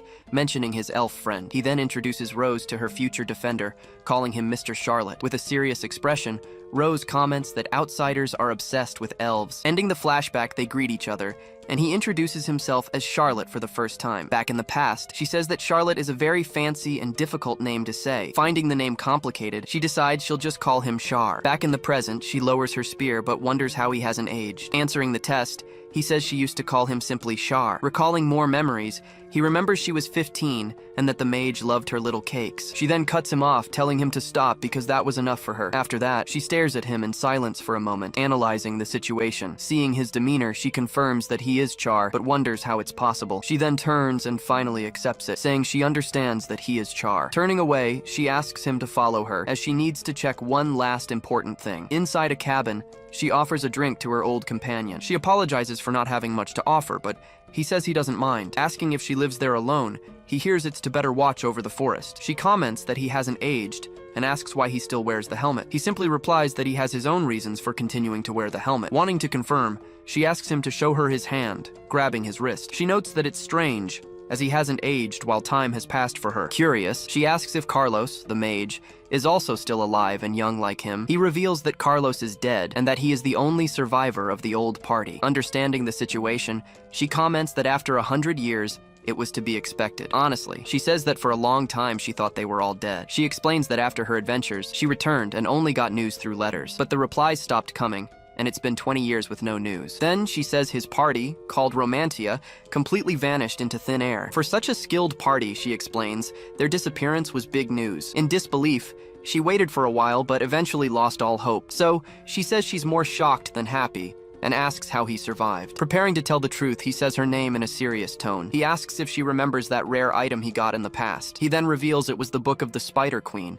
Regina Aranea. He reveals it was the skill book called Arachnophobia. She confirms she remembers, as she was the one who identified the book for him. Clenching his fist, he explains that it was because of this that he survived. He also reveals it's the reason his companions died in the past. Going back in time, we see the old group in a forest. Suddenly, 2 gigantic goblins charge toward them, screaming. In the middle of the fight, one of the monsters ends up attacking its own ally. The group's leader then shouts, telling Charlotte to hold the front line, but the horde of creatures advances relentlessly, completely surrounding him. Seeing the situation, the group's archer readies an arrow and tells them to hold on. She then unleashes her skill, hitting several monsters at once. The leader calls out to Carlos, who confirms he's ready for the next attack. Using his spell, he incinerates all the remaining enemies with a wave of fire. After the fight, the leader asks Charlotte if he's ever seen goblins like that. One of the members complains that the client lied about the mission being simple. Another says the information was wrong and that they need to fall back now. Carlos reacts badly to the idea of having to take a body back as proof. Just then, a hooded figure appears, saying they've ruined her plans. The archer asks who he is, but Marin recognizes him, calling him Charlotte. Everyone prepares for combat, immediately taking a defensive stance. Sensing the danger, the leader warns that something is wrong and tells everyone to get ready. She then states that they are adventurers and that the area is restricted, demanding identification. The figure complains that they destroyed the test subjects she was carefully raising. Shocked, they ask what these abominations are, realizing the gravity of the situation. The hooded being explains that she was in the middle of a very important sacred ritual. Then, revealing her face, the creature asks how they dare to interrupt her plans. Marin wonders if those are scales, not recognizing what kind of race it could be. After using an appraisal skill, they are shocked to discover the creature's race is dragon. In the blink of an eye, an attack hits Marin head-on, forcing him to defend himself. The force of the blow is so great that an explosion kicks up dust everywhere. Thrown through the air, he slams into a tree, getting severely injured on the spot. The dragon announces that she will use all of them as sacrifices in her special ritual. The leader then yells, telling everyone to prepare for battle and heal Charlotte. Smiling cruelly, the dragon says that even insects should know who crushes them. Revealing herself, she introduces herself as the Golden Dragon, the pinnacle of draconic wisdom. Terrified, the group members scream while the mage tells them to stay focused. Realizing her strength, he warns that Charlotte was taken down in a single blow. Carlos then warns that they need to run, but is suddenly struck from behind. Appearing behind him, the dragon attacks and questions his insolence for using magic. Furious at the attack, the group's archer calls her a monster and readies her bow. With an invisible attack, the dragon defeats her instantly and lethally. In shock, the leader says she couldn't even see or hear the attack. Turning from the fallen bodies, the creature confirms her terrible nature as a dragon. At this, the leader despairs, believing they are completely finished. Noticing they are still alive, she realizes that Demian's healing can save them. To buy time, Demian decides to draw her attention while he heals their wounded companion. Facing the monster, the leader asks what a dragon wants in this forest. With a fixed gaze, the dragon reveals she seeks only the resurrection of the Demon King. Explaining her motive, she says she had a revelation thanks to her great wisdom. She screams that to purify the world, the plague of humanity must be eradicated. She says someone else realized this before, dedicating his life to fighting against humanity. Revealing his identity, she says she is referring to the Lord Demon King. She explains that she was preparing a sacred ritual for his resurrection and vengeance. Changing her tone, she says he stole her heart, and that she will be his queen. She claims to be the dragon who fell completely in love with the Demon King. Screaming for all to hear, she declares herself the dragon driven mad by love. Demian realizes her delusional speech has bought them the time they needed. Preparing his magic, he says the healing is ready and they need to grab everyone and run. Turning around, the dragon announces she's busy preparing for the glorious day. Wasting no time, she attacks Demian from behind, making him scream in pain. Holding his body, the dragon asks if they really thought that trick would work. Leaping to the attack, the leader charges, screaming, her sword aimed at the dragon. With a swift movement, the dragon blocks the sword with just a single finger. With a counterattack, she slams the leader into the ground, creating a crater. Laughing at the situation, the dragon screams that they will die like mere insects. Lying on the ground, Marin realizes they can't win in a direct confrontation, but he remembers that using that one skill might create a chance for victory. Making a difficult decision, he clenches his fist with all his might. With no other choice, he finally activates the forbidden skill called arachnophobia. At that moment, a message appears, warning that the assimilation debuff has been activated. Right after, another message confirms the debuff has been dispelled, confusing the dragon. Staring at her arm on the ground, the creature screams, unable to believe what just happened. Later that night, the group's leader looks at the moon, not understanding anything. Nearby, a skull on the ground shows the result of the terrible transformation. Suddenly, a dark and frightening figure emerges from the forest's darkness. He then reveals himself, transformed into an arachnid creature, surrounded by his former companions. Seeing the bodies on the floor, he wonders what the hell is going on. Suddenly, a strange system window appears right in front of him. The window then informs him that he has acquired the title Slayer of his own kind. Horrified, he realizes he was the one who killed all those people. Looking at one of the bodies, he notices a glowing item on a severed wrist. He discovers it's a rare accessory that removes status effects. With this information, he begins to understand everything that happened in that dark place. Because of the ability, his mind was completely assimilated by monster instincts. He then understands that the bracelet dispelled the effect and made him wake up. He realizes that at least he's awake and conscious again. Analyzing one of the bodies, he discovers it's the corpse of a provisional hero. He then stares at the body of the fallen swordsman on the floor, confirming his identity. Shocked by the title, he wonders if he has killed humanity's hope. Then, he remembers his companions, who fought the dragon to the very end. His gaze turns to the darkness of the night in complete silence. With his new legs, he steps near the staff lying on the forest floor. Confused in his new form, he stares at the bodies of his former companions. Back in the present, he reveals that 100 years had already passed when he finally woke up. Desperate, he laments not knowing how many people he killed, including his best friend Carlos. Trying to comfort him, Master Rose says it must have been very hard for him. She says no one would blame him for risking his life to save his friends. Apologizing for the topic,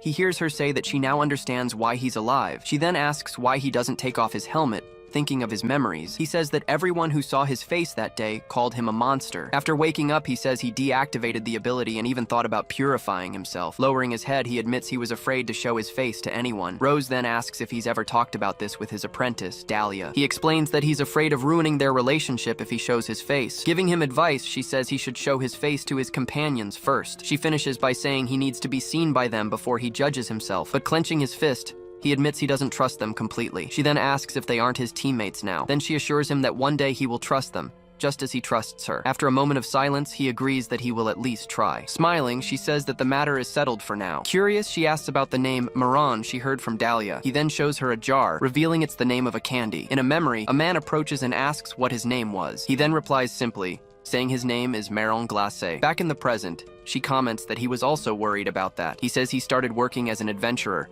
meeting his new companions. Commenting on her, he says she has become much more cheerful over the years. Thanking her for having him, he promises he will come back to see her again one day. Saying goodbye, she waves and calls him Charlotte, but corrects herself to Marin. Watching him leave, she thinks that his new friends already trust him completely. Walking alone, he faces his reflection and accepts that the rest is up to him. Looking up at the sky, he wonders if he'll ever be able to show his face. Reflecting on her words, he believes he can also change with time. Shifting to the inn, the scene shows the group gathered at night. Imotar explodes in anger, saying that Hiro is really getting on her nerves. Returning to the table, Marin asks about the commotion, finding his friends there. Dahlia is surprised to see that he brought the special chestnuts again. Without losing focus, Imotar asks Marin to listen to what she has to say. She explains that the hero took all the quests she was trying to get, and to make matters worse, he started making up rules she supposedly broke at the guild. The hero smiles, saying it's all just a big misunderstanding. Furious, Imotar yells that this only makes her want to blast him away even more. Dahlia explains that he was hanging around,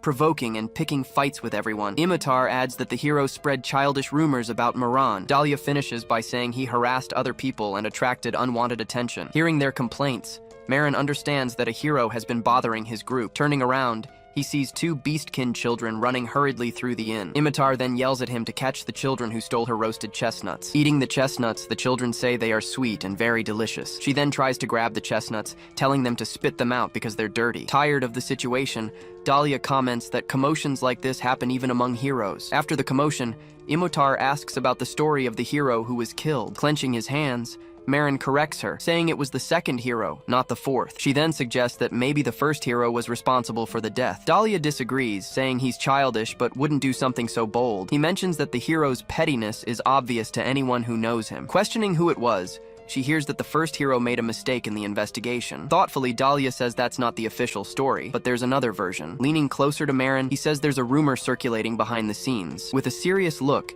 he prepares to reveal who was truly responsible for the death. Lying on the floor of a hall, the second hero's body is seen. Dahlia then reveals that the culprit, according to the rumors, was the third hero. Marin wondered if one hero had really killed another. It all seemed impossible. Dahlia explained that on the day he died, a thunderbolt struck the capital from a cloudless sky. The only conclusion was that the thunderbolt was artificial and that the third hero used lightning magic. He was a madman who electrocuted anyone who annoyed him. Because of that, he was the only hero people truly feared. But most people believe the capital covered it all up to prevent mass panic. Imotar gets angry, saying she's never seen a decent hero and promises to tear the first one's hair out. Speaking of which, Marin asks why the hero is picking on their group now. He says the hero has a first achievement title and thinks Marin stole it. Dahlia explains that all heroes so far value this first achievement title greatly, so he says the hero is provoking Marin to see if he has the same title. Marin wonders if there's a problem with having more heroes, thinking it would be a good thing. The fox children hide, wondering who knows the answer to that. Imotar then scolds them, asking what she had told them earlier. After all the talk, Marin clasps his hands, thinking about the situation. Remembering the advice, he recalls Master Rose's words of confidence. While Imotar jokes around, Dahlia comments that no secrets last forever. Smiling, he adds that the day to reveal the truth will surely come. He then wonders how they would accept him, admitting he doesn't know the answer. The scene changes. Night falls over the city where the group is now staying. Inside a dungeon, the team prepares for a new exploration mission. Suddenly, a monster lunges forward and attacks Imotar, who screams in surprise. Using appraisal, they discover the enemy is a level 39 mutant slime. Dahlia readies his bow and yells for Imotar to get out of his line of sight. Seizing the chance, Marin enchants his sword with flames, preparing to strike. He then dashes forward, ready to slash the slime with his blade. Fighting together, they realize the monster might be a sign from the Demon King. He then fears they might encounter the dragon and get cornered again. Worried, he knows that his new friends are weaker than his old party. In a swift move, Dahlia shoves him and shouts for him to dodge the danger. Thanks to the push, the slime hits his armor, causing no damage. Dahlia then shouts, calling for Imotar to attack with everything she's got right now. Preparing a fire attack, Imotar warns everyone to spread out immediately. She then unleashes the skill, which explodes and hits all the monsters. Afterward, she asks if everyone is okay after the huge explosion. Walking up to Maran, Dahlia scolds him, asking why he was so distracted. Without answering, Maran stands silently, staring intently at his friend. He points and warns that Dahlia's arm was grazed earlier. Clenching his fist, Maran asks why he did something like that for him. Imotar then starts using her magic to heal the elf's wound. Questioning his action, Maran says there's no way he could get hurt in that dungeon. Dahlia retorts angrily, saying he's not an idiot and knows that perfectly well. Pressing the question, he's told that Dahlia acted purely on a gut feeling. He then says that Marin, even though he's human, is his true companion. Imotar interrupts, but Dahlia tells her to shut up and help clean up. After the fight, they continue walking through the forest at night. Imotar comments that Marin has been acting strange ever since he met Dahlia's master. He apologizes, saying he'll focus from now on. Imotar then tries to get his attention, asking if something happened. Suddenly, Dahlia stops, warning that he hears monsters nearby. The scene shifts. A knight is attacked by a monster and screams in pain. A shadowy creature appears, and the leader orders the wounded to fall back. A soldier wonders why such a strong monster is in this place. Without warning, the creature charges at full speed toward the group of soldiers. Lying on the ground, the knight cries out for help, completely incapacitated by the blow. Then, another monster emerges from the shadows, ready to attack the rest. The other knights watch the scene, not understanding what that thing is. Back with the group, Dahlia draws the monster's attention, challenging it to a fight. Imotar then readies an attack, concentrating her energy into her gauntlets. Charging forward with all her might, she screams for the monster to just die already. But the monster manages to block the blow, completely surprising Imotar. The creature then lunges at her, ready to counterattack with its claw. Just then, Marin appears in front of her and slices the monster in half with his sword. One of the soldiers thanks them, asking who they are to have won so easily. He just nods his head, acknowledging the thanks without a word. Suddenly, a dwarf appears and says they were worried about the soldiers. Dahlia finds it rare for Marin to help humans, asking if that's why he came. The soldier then tries to block their path, saying the area is dangerous. Arriving on the scene, a young woman asks if they were the ones who helped the soldiers. Confused, Marin asks his friends who that person is who just showed up. Dahlia yells at him, telling him to shut up and that she's the one. With a smile, the young woman says it's all right that they don't know each other. She then introduces herself as Oyura Gnome, the gold master and daughter of an artisan. The scene changes, and they gather at the artisan's tower at night. Surprised, Dahlia says he never expected the lady gnome to be there. The dwarf then confirms he knew she wasn't human from her physique. Complaining, Dahlia wonders why he would save a human in the first place. In a flashback, they rush to help the soldiers without a second thought. Marin then reflects that it was foolish to expect their hatred had diminished. Dahlia asks about Imitar, wanting to know where their group leader has gone. He explains she went to report everything and is now swamped with work. Marin is shocked to learn she's an important person, as she looked like a child. Annoyed by the comment, Dahlia yells at Marin while the dwarf laughs at the situation. He then reveals that Ohura is an adult, already married and with a child. Thanking them again, the dwarf says he's relieved no one was injured in the incident. He just confirms with a nod, without saying another word on the matter. Suddenly a woman enters, announcing that all procedures have been completed. Nervously, Dahlia clumsily introduces himself to the Gold Master. Hearing his name, she says she will never forget her benefactors. At that, the assistant announces that the carriage is waiting to take them away. Saying goodbye, she says that something small and red would suit them well. Asking for Imitar, Dahlia hears that she is busy with a special case. He then concludes they will have to wait for her, with no other choice. Meanwhile, night continues to fall over the city's rooftops. Suddenly, Dahlia's stomach starts to rumble loudly with hunger. Having not had dinner, he asks what Marin plans to serve them. Seeing Marin with a salad, he is surprised to see him eating only vegetables. Refusing the offer, Dahlia makes a face and asks if it has monsters in it. His look of disgust persists as he wonders what could possibly be in the food. Marin then says that vegetables aren't monsters, and offers him some. With his fork, he picks up a piece of the salad for his friend to try. Still suspicious, Dahlia eats it, thinking there couldn't be anything strange in it, but after tasting it, his eyes widen in complete surprise at the flavor. He praises it, saying the salad is delicious and has fresh vegetables. He comments that it's rare for Marin to make something so good and asks for the secret. With one word, Marin reveals the special ingredient in the salad is slime. Shocked by the revelation, Dahlia screams and panics instantly. Without ingredients, he explains that he couldn't make the pudding he wanted. He then says the salad was the easiest and quickest option. Then he reveals he ground up monster bodies to add a spicy flavor. With his mouth on fire, Dahlia says the flavor is great for other things. He then grabs Marin and yells, asking how he dares to do that again. Marin defends himself, saying he liked it, so he shouldn't complain so much. Dahlia yells that it's not a matter of being a vegetarian,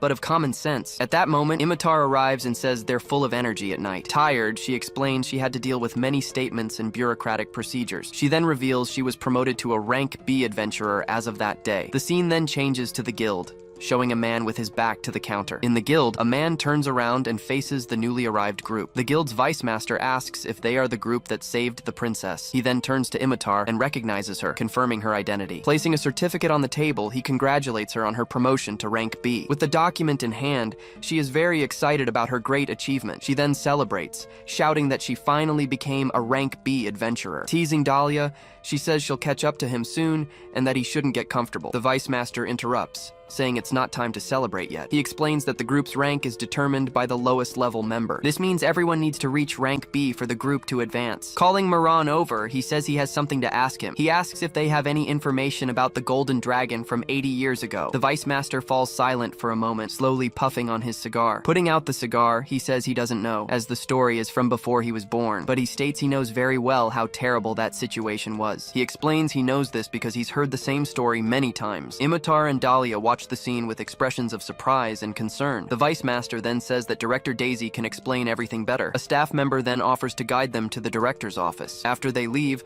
the vice master remains seated at his desk, deep in thought. He then repeats Marin's name, as if remembering something. Then, he wonders how such a strong guy appeared so suddenly. Looking at his file, he concludes they need to keep an eye on Marin. Once in the office, the staff member asks how he knows about the golden dragon. He then asks if he can know the whereabouts of the dragon from the attacks. She is surprised and asks if he wants to know if the dragon was defeated. She then confirms that the golden dragon was subjugated by the heroes of that time. In disbelief, he clenches his fist, wondering if the dragon died so long ago. He then questions his revenge, now that his target is supposedly dead. Alone in the darkness, he is left wondering what he will fight for from now on. But the clerk warns him that this information might not be entirely accurate after all. She explains that the records say it was subjugated based on the era's accounts. In a flashback, a mage casts an immense fire spell against the dragon. With the force of the attack, the heroes shield themselves from the fiery explosion. After the fire subsides, one of the men stares at the battle's aftermath. The dragon then vanishes from the site without a trace. She confirms that without a body,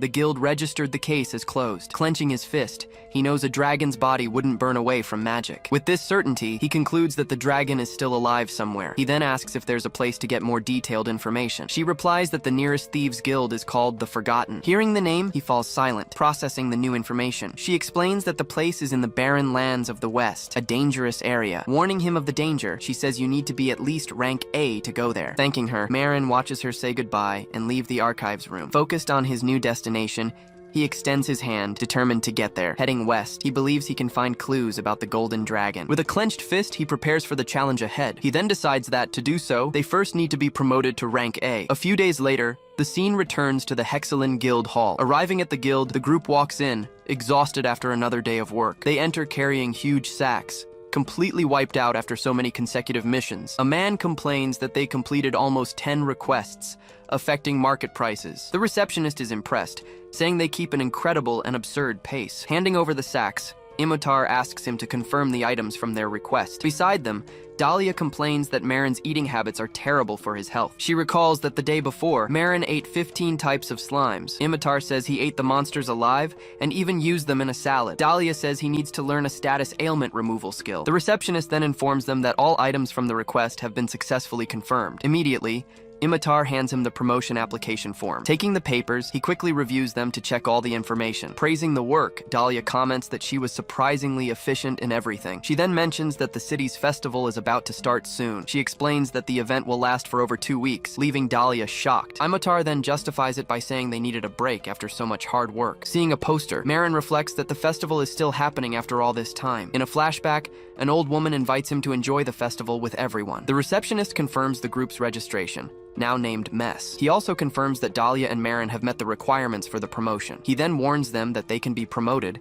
but he needs to confirm one last thing. Suddenly, someone approaches, saying they were just passing by and overheard the conversation. The hero approaches, saying he came to congratulate them on their hard work. Dahlia gets annoyed and asks what he wants, since he caused trouble before. The hero denies it, saying he just came to celebrate that they might become rank A. He then suggests that, now that they're rank B, it's time for them to show their faces. Smiling, he says he's been curious about it for a long time. Marin remains silent, his back to them, not responding to the taunt. The hero explains that from rank B onwards, they are considered a force of the guild. Imotar gets angry, saying he has no right to interfere. He then turns around and asks why she's so angry with him. Dahlia then realizes that no one has ever seen Marin's face, finding it strange. Everyone looks at Marin, now thinking he's some dangerous and weird guy. The receptionist interrupts, saying the warrior has a valid point. He explains that to be a rank B member, one's identity must be clear. Dahlia tries to argue, offering to vouch for his identity, but it's no use. The receptionist then suggests he show his face just to them in private. Accusing the guild, the hero says they are covering for a dangerous individual. For everyone's safety, other adventurers agree that they need to know who he is. Realizing his intention, Dahlia understands that the hero is stirring up everyone's anxiety. Confronting him, the hero says there would be no reason not to show his face. Trying to defend him, Imotar tells him not to listen and that they'll find another way. But suddenly, he pushes her hand away, catching everyone by surprise. Stepping away from the group, he leaves his friends shocked by his unexpected reaction. At that moment, a drop of sweat falls onto the guild's wooden floor. Clenching his fists, steam rises from him as he says that this is not good. Worried, his friends grab him and ask what's wrong. With a smile, the hero remarks that his reaction only makes him more suspicious. Seeing the situation, he warns that he'll have to request a formal investigation from the guild. He then mentions the title of race killer, leaving Marin in shock. Unable to handle the pressure, Marin bolts from the guild, leaving everyone behind. Furious at the provocation, Imotar turns and glares at the hero with pure rage. Filled with hatred, she threatens to rip his head off if he says one more word. With a mocking smile, he comments that her behavior is quite savage for a human. Losing her patience, she prepares to attack the hero right then and there. Seeing this, Dahlia grabs her and tells her to stop immediately. Stepping forward, he warns that if the hero touches them, there will be consequences. Pulling her close, he reminds her that she's the leader and can't forget that. Still angry, she complains that the hero did that to their friend. In a calm tone, Dahlia says he understands how she feels perfectly, but he finishes by saying now is not the time and that their comrades come first. Running aimlessly, he wonders why he's fleeing from this situation. He stops, panting, trying to catch his breath after running so far through the city. Feeling guilty, he grips his helm, his hand trembling with anxiety. Suddenly, a voice in his mind tells him to free himself from everything. In the blink of an eye, he finds himself in a forest, surrounded by fallen bodies. The voice then tells him to leave that place for now and move on. Preparing to leave, he says he just needs to change his clothes and go back. Back in reality, he feels something strange on his forehead, like a mark. Running a hand over his face, he wonders what just happened to him. He then remembers the past and putting on his old, broken helm. Desperate, he wonders if his face is still that of a monster. He realizes that if he isn't approved,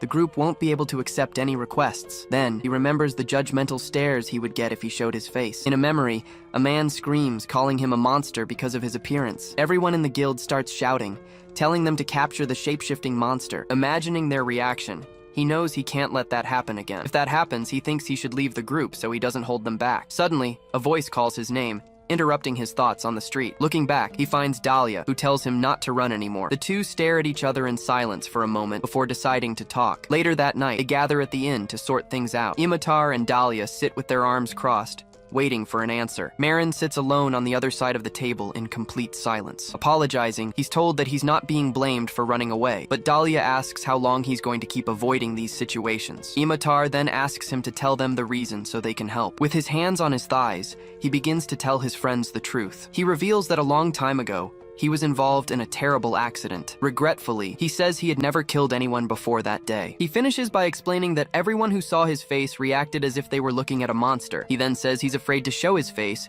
even to them. He fears that if they find out, it could cause problems for the group. Dahlia replies that he can't be the one to ruin their future by himself. Angry, Imotar slams her hand on the table and tells him not to say such things. She yells, asking why he's deciding everything on his own without consulting them. Dahlia adds that they even accepted the fact that he's human. He says that even if they pretend not to care, his face could change everything. The two look at each other in silence for a moment, thinking of what to say. Dahlia then replies that since he's human, he's already ugly anyway. Imotar agrees, taking his hand to offer support and comfort. She says that if they've already accepted that he's human, his face doesn't matter. Jokingly, she says that even if he is a monster, they still want to be with him. Hearing their words, he falls silent, processing all their support. Then he remembers Rose's advice, that he needed to open up to them. He recalls that even when deceived by sweet words, the reaction is always the same. Despite his fear, he admits he still ends up wanting to trust people again, so he asks them to promise not to run or scream when they see his face. Immediately, they both swear on their names, promising they won't react that way. With trembling hands, he accepts their promise and prepares to remove his helm. Slowly raising a hand, he grips the side of the helm and begins to take it off. With both hands, he finally gets a firm grip to lift the helm. The moment he lifts the helm, their reaction is one of total shock. The scene changes to the Adventurers Guild, its tower standing out on the horizon. Inside, people are talking about the soldier who ran off before showing his face. They debate whether he's even human, given his companions. The hero, Anchorman, arrives to break it up, telling everyone to stop fighting. Smiling, he suggests that Marin might just be an ordinary, innocent person, but his tone shifts, saying what really matters is his murder record. He says Marin has a reason for hiding his face, even while running away. With a serious look, he vows to make sure Marin never returns to the guild. Elsewhere, Hellion complains that they're making a big deal out of nothing. He says he'd rather everyone be working on requests instead of gossiping. Daisy then asks if he's okay, showing her concern about the whole situation. She explains that Marin's group is a gamble, but they have a very strong bond. Pointing, she questions why adventurers are preferred over mercenaries. Hellion thinks for a moment and replies that it's simply because they trust each other. In the past, mercenaries often became criminals and were treated as disposable tools in war. He continues, explaining that adventurers are less likely to commit crimes because they take on simple quests. In front of the guild, he remarks that Hexalin managed to take full advantage of this opportunity. With a serious expression, Hellion admits he doesn't like that hero, but he acknowledges his power. In the other room, Anchorman says he has more than enough reason to step in and stop him now. Suddenly, the door bursts open and someone shouts that he's finally here. Standing in the doorway, the mess party arrives, with Marin and his two companions. Whispering, an adventurer questions his courage, asking why he came back after running away. Over at the counter, Hecate asks Marin if he's alright after being rejected. Without a word, Marin just lowers his head, silent for a moment. Then, Dahlia places a hand on his shoulder, telling him not to worry. He reminds Marin that they promised yesterday everything would be fine, asking him to trust them. Lifting his head, Marin agrees with a nod, saying it's okay. Imitar then rests her hand on the knight's helmet, showing her full support. The focus shifts with the camera closing in on Dahlia's long, light hair. Suddenly, a drinking glass falls to the floor, shattering into pieces. Startled by the noise, one of the adventurers shouts, completely surprised by the situation. Even Hellion is startled, wondering what just happened. Smiling, Anchorman tells everyone it's rude to react that way in front of him. But a moment later, his own expression changes completely, shocked by the scene. It's then that the helmet is removed, revealing the face of a white-haired elf. It's discovered that Dahlia was the one wearing the armor all along. Completely confused, the adventurers wonder how he fit in there, and if he was even human. Also surprised, Olga's group wonders where in the world he came from. Impressed, a woman comments that he's a man, but more beautiful than any woman. But Imitar jokes, saying he's not even that handsome and reminds him of last night. Flashing back to the previous night, the group was gathered in the inn room. There, Dahlia was apologizing non-stop to his friends while holding the helmet. He laments, saying his face is ugly and that he's very sorry. Back in the present, Imitar angrily snatches the helmet from his hands. She then throws the helmet to the ground with all her might, completely shattering it. Seeing the destroyed helmet, Dahlia calls out to Imitar, who remains standing in front of him. He stares at her back, starting to say something about her actions. Turning to him, she threatens that his head will fly if he keeps this up. Flashing back again, she was touching his face and calling him a fraud, shaking him hard. She yells that it's unforgivable for him to call his own face ugly. Then Marin asks why he thought his face had turned into a monster's. With his head down, he begins to explain the confusion in his mind. He says he remembered bits of an accident, which left him very confused. The memories got mixed up, and he couldn't even recognize himself in the mirror. Because of fear, he couldn't bring himself to check his real appearance. Then he reveals that if he were recognized, he could be summoned to the royal castle. Back in the present, Marin yells at the adventurers defending his teammate. Grumbling, the adventurer says this is typical of someone who hates humans and calls him out. Looking for the hero, they ask where he is, but realize he's already gone. Outside the guild, the street is now completely empty. Far away, Anchorman punches a wall, yelling that he's very disappointed with the situation. Outraged, he wonders how they dare to mock him, the great brave warrior. Just then, a bandit shows up, asking about the noise and why he broke the wall. Drawing a dagger, the man comments on his clothes and demands his belongings. Without hesitation, Anchorman attacks the bandit, ending the confrontation with a single blow. Covered in blood, he questions why they would hide a face like that under a helmet. Gritting his teeth, he finally understands it was a trap set for him. It's clear they plan to tarnish his status and reputation as the brave warrior. At that moment, a hooded figure appears and asks if he's finished his business. Smiling, Anchorman says yes and that they will now return to the capital. His ally says he'll take care of the body, commenting that the man was a fool. Clenching his fist, he thinks about how they're trying to steal his perfect reputation. With an evil grin, he swears he'll make Manhwa Galaxy regret this. In the city, the new Sun Festival is announced to all its residents. As a traditional celebration, people dance to welcome the change of season into summer. Filled with music, the event is known for its food and bustling trade. Everyone then raises their mugs and toasts together in a grand, collective celebration. At the table, Imitar celebrates, saying they can now eat as much as they want. But Marin notices his expression and asks Dahlia why he's making that face. Recalling the past, Marin had made him try on various outfits as if he were a mannequin. Pointing at him, Marin says his expression looked scary, even possessed. Marin then continues, saying he has a duty to wear clothes that match. Imitar agrees, saying that he really needs to dress a little better. Confused, Dahlia asks why the atmosphere makes it seem like he's the one at fault. Walking through the festival, he wonders when the last time he took off his helmet was. Nearby, two women comment on how gorgeous that person is, unaware. Taking a sip, Imitar says he should take this chance to learn something. Suddenly, she yells, asking why he's wearing a bag again. Furious, the two of them yell at him to take it off, asking what he thinks he's doing. Imitar then says he's self-conscious and that it will take time to get used to it. Patting him on the back, Marin tells him time will help, and not to worry. To the sound of a song, Dahlia nods off, seeming to have fallen asleep for a moment. Elsewhere at the festival, children dance and sing together about a lucky uncle. Standing completely still, he remains silent as petals fall on the bag over his head. In a memory from the past, a bonfire burns while the song tells of a friend. Near the fire, two children dance while a third sits alone, off to the side. In this flashback, a woman asks a young Marin why he's just watching. Saying it doesn't matter, she extends her hand to the boy. She explains that the festival is for everyone to have fun. It doesn't matter who dances well. Pulling his hand, she invites him, telling him they should dance together right now. Then she leads him into the middle of the circle to dance with the other children. Back in the present, the party continues, with people dancing enthusiastically in the street. Imitar watches the dance as the musician continues to sing about drinking grape wine. Sitting at the table, Imitar asks Marin what those humans are doing. Marin complains, questioning why they would have to copy humans like that. Extending her hand, she says Dahlia is the only one who knows the dance. Looking directly at him, she insists, saying it doesn't matter if he dances well. With a big smile, she says a festival is for everyone to have fun. Faced with the request, Dahlia is speechless, just staring at her outstretched hand. Pulling him through the street, they drag him along, warning that the music is about to end. Just then, Marin yanks the bag off his head, telling him he needs to take it off. Nearby, two children turn around at the same time, surprised by the scene. Running up to him, the children invite him to dance, calling him handsome brother. Being pulled by everyone, he ends up in the middle of the dance circle. Under the moonlight, he's already starting to think about what he'll eat tomorrow. In the crowd, Some women comment that the person dancing is very handsome. Maren then starts to laugh, saying he's a really terrible dancer. Suddenly, Imitar spots Daisy, who waves and says she was looking for them. Explaining the situation, Imitar says their group is just taking a short break. Smiling,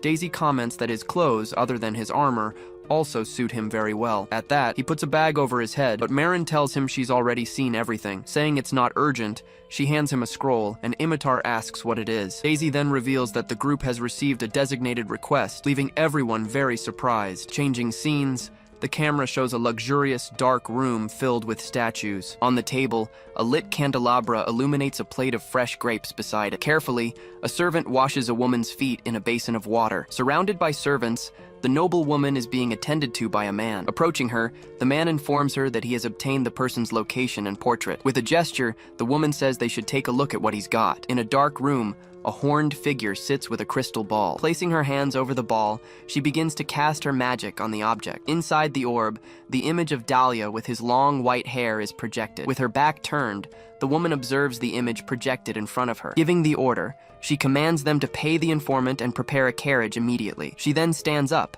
informing everyone that she will go to the location personally. Heading to where he is, she prepares to meet him in the middle of the festival. Moving to the northern part of the continent, the region is surrounded by high mountains. Crossing this arid land, a carriage makes its way down a dirt road. When the wheels finally stop, the coachman announces they've reached their destination. Looking around, Dahlia wonders if this is really where they're supposed to be. Before them lies the mining village of Tyrek, a bustling place. Suddenly, Imitar and Maren cover their ears, complaining about the deafening metallic noise. Noticing a forge, Maren comments that the place is filled with blacksmiths everywhere. Then, Maren complains about the job, and Imitar asks who exactly requested a group like them. Reading the scroll, Dahlia thinks that designated requests are usually made by elite nobles. He then sees the request came from the Morgano Golden Workshop, an unknown name. Maren then worries, questioning if they're going to be asked to do something impossible. Checking the map, Dahlia confirms to the others that the place should be around here. Soon after, they come across a huge stone building right in front of them. Knocking on the door, Imitar introduces herself,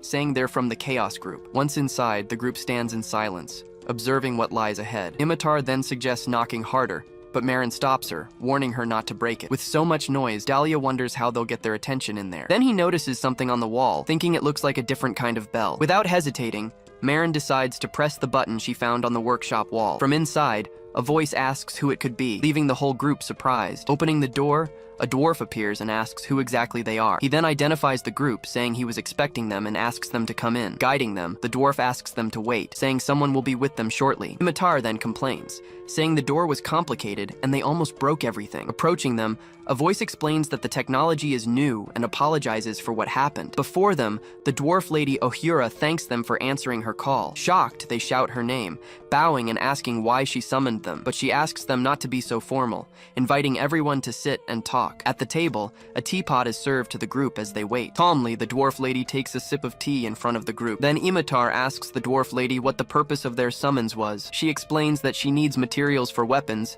and heard she could make requests. Saying their name was familiar, she explains why she called for them. Then Dahlia asks why she's in a human village so far from home. She replies that she is there to learn a crucial skill as a great artisan. Speaking of her race, she says that dwarves are masters of the forge, but over time, other skills were neglected and fell into decline. With the return of the Demon King, her people became obsessed with making weapons. With no progress in their quality of life, she says she discovered a surprising skill. This skill is vital, something her people need to rebuild on their own. Clasping her hands, she reveals that this skill is precisely one thing. With several dishes in the background, she reveals that the skill she seeks is cooking. She says she was impressed by human food, leaving the group completely shocked. Because of the forge, the culinary arts of the dwarves have almost completely disappeared. Clenching her fist tightly, she states that's why she decided to act. Declaring firmly, she says she won't go back until she learns how to cook. Then she explains that she is currently gathering knowledge and experience in cooking. Then she asks if they would let her try their cooking course one day. With a grim face, Dahlia remains silent, processing the proposal he just heard. Lifting his head, he suddenly shows a new expression, looking much more confident. Changing the subject, she says she will explain the request, and Imitar quickly confirms. Now in the Cave of Night, Maren asks Imitar to light their dark path. Promptly, Imitar casts a light spell, creating an orb to illuminate the cave. Consulting the map, Marin says the light should be enough for them to see. He explains they need a specific ore and also monster bones. Warning that there's nothing nearby, he says they need to go deeper. With his helmet on, Dahlia asks aloud what kind of monster would be the tastiest. He continues, wondering if dwarves would be averse to monster food like humans are. Startled, the others stare at him, and he warns them that their heads could literally roll. With serious expressions, they decide they must avoid monster meat at all costs. Trying to change the subject, Imitar points to an ore, shouting that she found something, but Marin warns that the color isn't the one they're looking